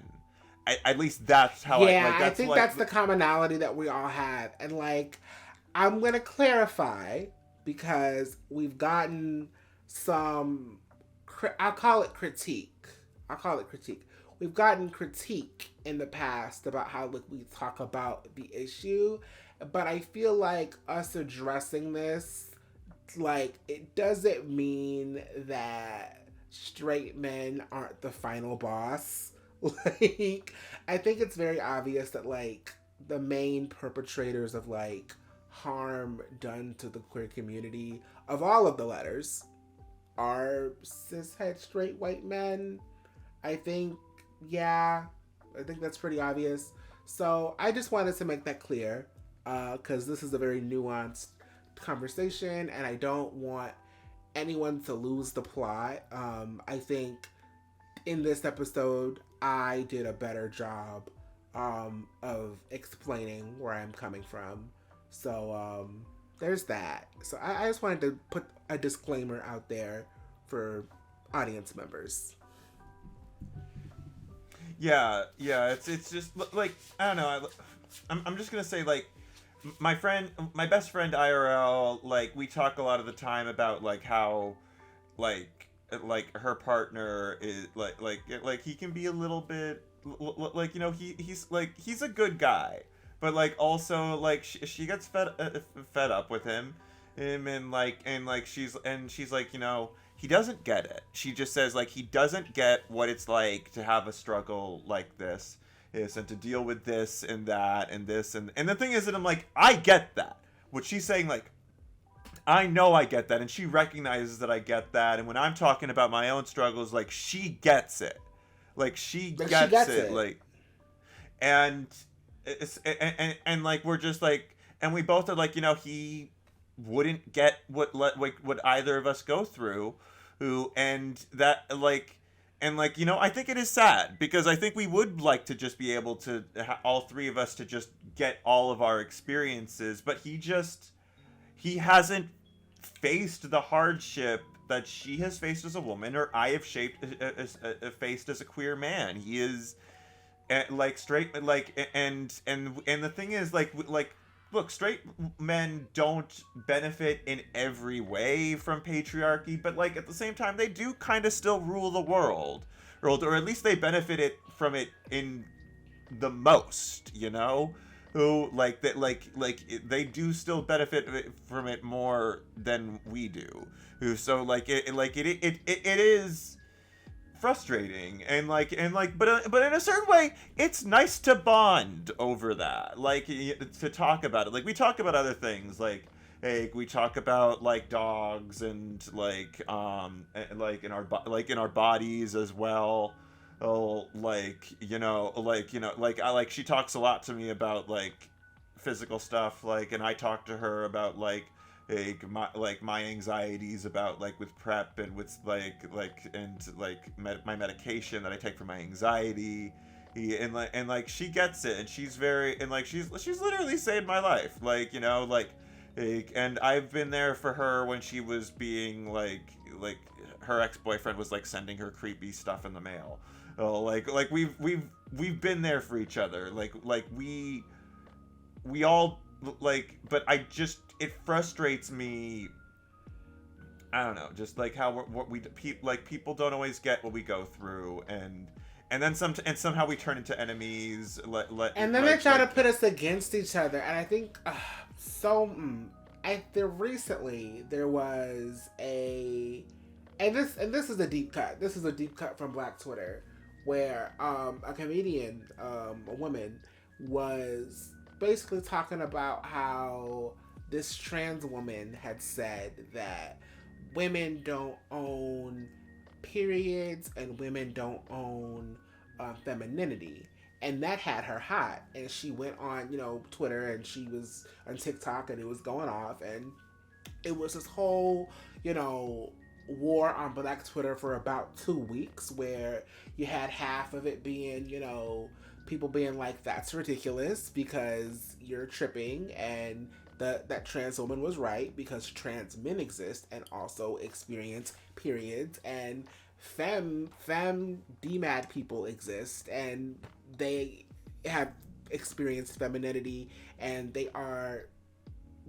honestly, a lot of feminine gaze and ballroom culture, like a lot of the aesthetics that the girls use today came from that anyway.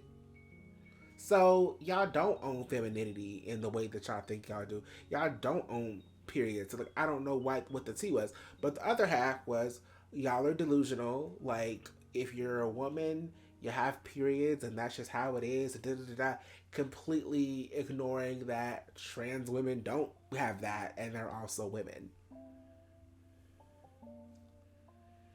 Yeah, it like again, like, yeah, like it, like when she said that, like, you know, oh, like she's saying like you don't own, like, again, like you can be a woman and not have like menstrual, like it's not to say that like trans women don't care about reproductive health for like with periods and stuff like that, like, because trust me, trans women are very concerned about that issue and do care very deeply, but like also, again, non-binary and trans men exist, okay, and look, there's no trans person on the world, you know, that has not had to deal with like some form of like people trying to put on them the gender they were assigned at birth, and the difficulty and the expectations, like you know, like trans people very often do come from the understanding of the expectations of both genders. They understand what it's like to have things expected from them as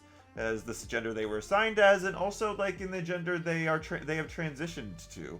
And it's difficult. It's just difficult, and I feel like y'all need to like just stop being like on trans women, to stop like being all up on like, it's just at the end of the day, with the whole trans people or trans women versus cis women or whatever, like I guarantee you, trans women have your best interest in heart more than any man ever will.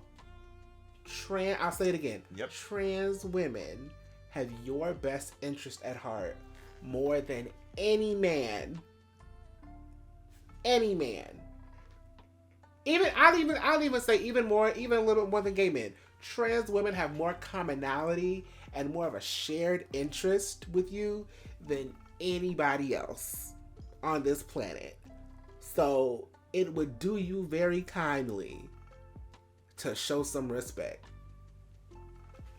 Yeah, just some compassion, some consideration, you know, just you know, like I feel like we've gotten away from stuff, but like at the same time, but I feel like we have, but like, you know, that this is important to talk about, and you know, it's Maxwell Media Inc., so y'all already know I'm gonna ramble, But I guess to get, because we're in the fourth quarter. We're in the fourth quarter now. So I'm gonna ask you one more topical question. Have you ever fallen for a man that was heterosexual? Oh, yeah. Yeah. It's, and let me tell you, it sucks. And also, it, like, fall in, like I'm not still falling for, like, you know, like, I still, there's been a guy in my life who I carried a torch for, maybe still am, for a very long time, and I still, like, there's still experiences I've had with men where I'm still trying to sort out, was he into me, was he not? Like, there was a guy, I'm gonna call him Eric. Wait, is that it? No, he had a different, like, at my old college, and I I don't know what was going on with him. He got very close and he was very kind to me, but he got up on me a couple of times in ways, but like one time he was like very drunk, but he was like, I don't know, I wasn't putting out any vibes towards him, but he was definitely like getting up on me. He was like describing like how he made out with this girl, and he's like, I'll show you, like brings me close, puts his hand like behind my back, pulls me like puts his like face like literally like centimeters from mine, and he's like, I got her close like this, and I looked her deeply, and then I'm like, dude, what are you doing? Like I still can't sort out. That's what's so tricky about relationships with straight men. A lot of their relationships on their own are quite homoerotic. Like, they just are. Like the slapping of the ass in the locker room. Do you notice that a lot of straight men will find humor in pretending to be gay? Like, they'll like fake flirt with their friends, and like that's funny. Yeah, and it's like whenever they do that, it pisses me off, because I'm like, you know, I'm like, to y'all it's a joke, but to me I could be the victim of fucking violence. So and it's and for me it's just like, I'm gonna say it. Don't start no shit you can't finish, because I remember a lot of times in high school, men would try to like bully me or embarrass me by touching me or rubbing my leg or whatever. I remember this one guy would rub my leg under the table and be like, "Ooh yeah, I know you want it. I know you want it." And it's like, I wish I just would have said back then, keep playing and this dick gonna get hard, and you gonna have to finish what you start, because like, I'm just saying, like don't play in my face, like don't play in my face like that if you're not serious. Like, I just, I think they think they're being funny, but it just makes you look gayer. Yeah. Like, it just makes you look gayer. I remember I was watching a stream. Shout out to Diamond Styles. She's a great trans woman blogger. But she was talking about a similar topic to what we're talking about.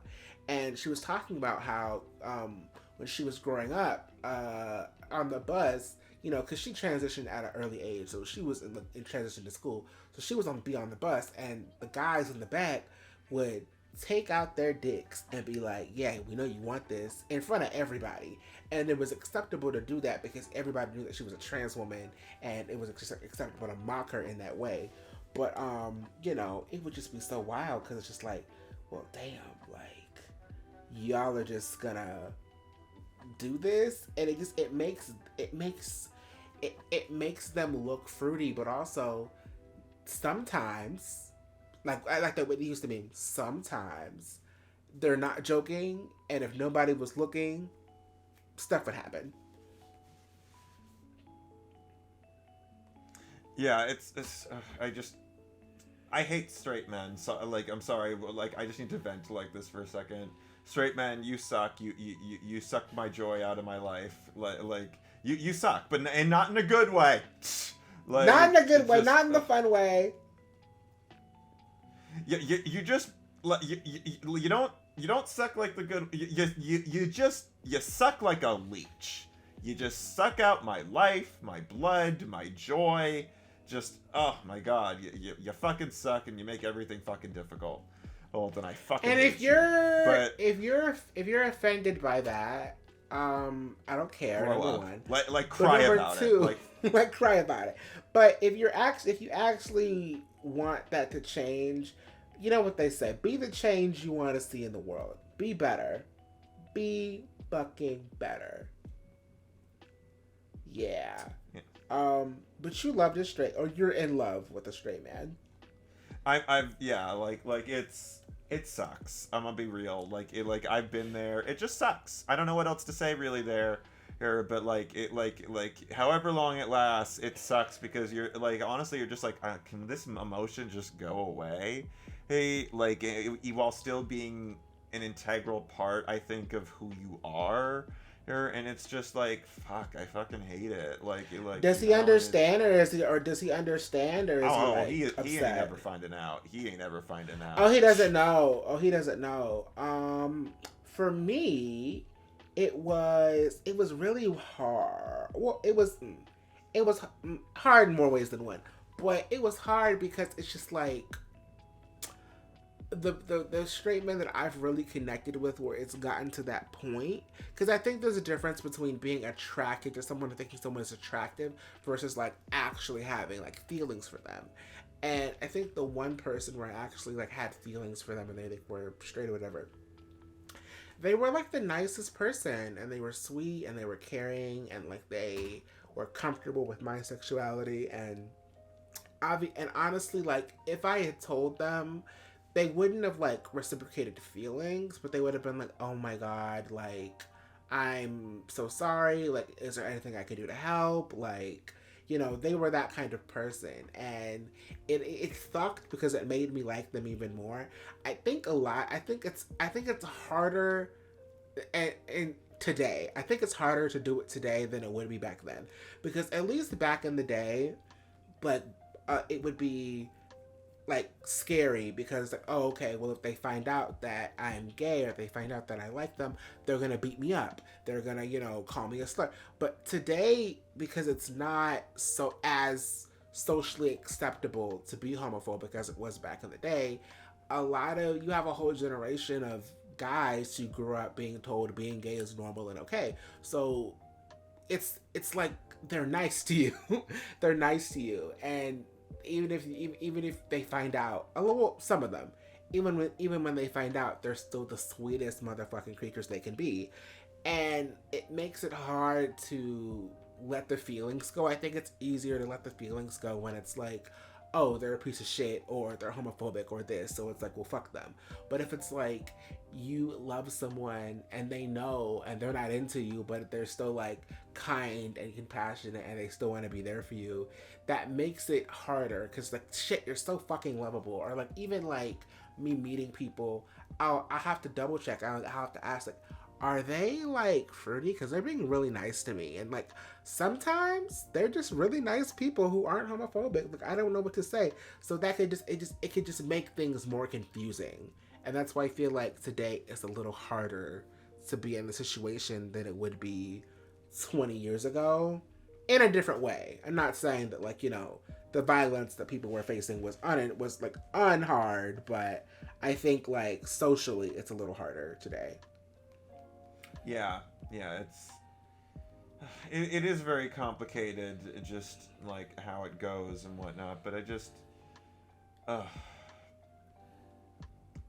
don't have it like I don't know. Just like I don't have it in me to be like, I don't know. Certain people that come up here and like trying to be like, oh, I'm the most oppressed, and like, can we not make this an oppression Olympics? Let's just like look at things from the nuances of our own different coming in standpoints, and then like listen to each other on our own issues and go from there. I just don't yeah, sorry, I'm just yeah, I get that.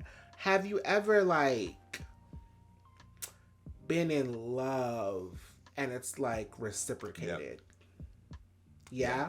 Well, not reciprocate. Well, I'm trying to think about that for a second. Like, I don't know, like, there's been moments I've had feelings for a guy, and I don't know, I can't really think of any, like, moment, like, that where it was, like, love, and it was reciprocated, now that I think about it. I've definitely had people who had very deep feelings for me, and even who have been in love with me in the past, but, like, I haven't either not felt the same way, like, and none of those people were ever people I was, like, dating, but, like... I don't know. Just I'm very used to things in my life getting in the way, and I've developed a very cynical view on love in my personal life. If you know, like in many ways, it's tough to like. I'm gonna be real here. Like, look, like as a gay person, it is tough to stay really optimistic about it. And honestly, that's kind of why I just like, you know, like. I want to just see more gay stuff in fiction, because at least in fiction I can just enjoy a story. I can like invest in that. Like and maybe that is a problem with the nature of escapism, in some sense, in like wanting to like find a distraction, and like, but also, you know, it's just like kind of from the nature of my work. I work 7 days a week, like very early in the morning till late at night. You know, it's a difficult thing for me to balance and to do, especially like considering, God forbid, that injury I almost had recently. So, but like I'm just, like love is difficult. Like and I respect anyone who's able to make it work, straight or queer. Well, actually, exactly. I'm gonna be real. Some of y'all should sign the divorce papers, but or like thinking like you're married. I'm like, I'm sorry, but if you got married on Discord, you're not married. like you got to be in the same room as someone to tie the knot. Just saying. Shots taken. I think that's correct, though. I think that like what gives me hope is that when you look at the straights, they're not okay. Like, they're not okay. Like, they're very unhinged, and a lot of them don't know what they're doing. And I think that, like, again, that is a commonality with every single human being on this planet. Nobody knows what the fuck they're doing, and even the people who pretend to have it all together don't have it all together. If 2023 taught me anything, it was that the straights, they have no idea what they're doing, and they're breaking up just as fast as us, if not fucking more, because... Child, 2023 was the year of divorce. Everybody getting fucking divorced. And I just think that, like, you know, it is hard. It's hard for everyone. It's hard. Love is hard for anybody. But I think that we have to remember, and when I say we, I mean me and you, have to remember that it's like, we're young. You know, we have time. It'll come when at least I believe it'll come to us when it is the right time and we are ready for it. So I have hope. I'd like to, but I'm just, I don't know. My life is very. I have enough for both of us. I love you for that. Thank you. I have enough for both of us. Like to everyone out there, you like, I hope you find love and you deserve it. But I'm just, you know, like, honestly, I'm just grateful to God that I'm alive, that my foot's not broken, and after that tire ran over it, and that the puppy is all okay too. Like that's I don't know. I don't know. I'm in a very weird headspace lately. You know, like you know, but at least you know there are hot guys at the bar buying you drinks. Yeah, he did give me that second drink for free. I'm, oh God, God, his back muscles. Maybe you should go back. Maybe you should go back and visit. I probably should. It would be nice. Oh, but I don't want to get my hopes up too much. But I'm, you know, having a fun time. I'm making money, you know. I'm ordering a bunch of art commissions, like from a lot of different artists. I got or at least like, you know, I gotta like order one from one of my friends again soon, and she's a real talent, like Dee Dee. But I'm oh, sorry. I'm getting a little like sleepy deepy. How long have we been? Oh, 3 hours. 3 hours. Showers. Wait. We're gonna wrap it up. We're wrapping it up. But yeah, so this was a really fun conversation. I would actually love to do this conversation again with a guest. Maybe I'll bring Emerald on in a couple of months to do this, or yes, someone love else, Emerald. or yes, I'm actually trying to get several different guests for Queer Coded episodes, and I'm excited about that. But anywho, subscribe, Patreon, Twitter, Discord, all the things. Go follow them. You know the drill. If you want to see Al on social media, you're not going to find him. You're only going to find him here. So that means you got to keep coming back and watching the videos here. And that's just going to be on a period. Yeah, so moral of the story, straight men ain't shit. Yep. Adam from Lab Rats has really big titties. This has been Maxwell Media Inc. I'm your host, Sir Maxwell. May the power protect you. Goodbye. Bye-bye.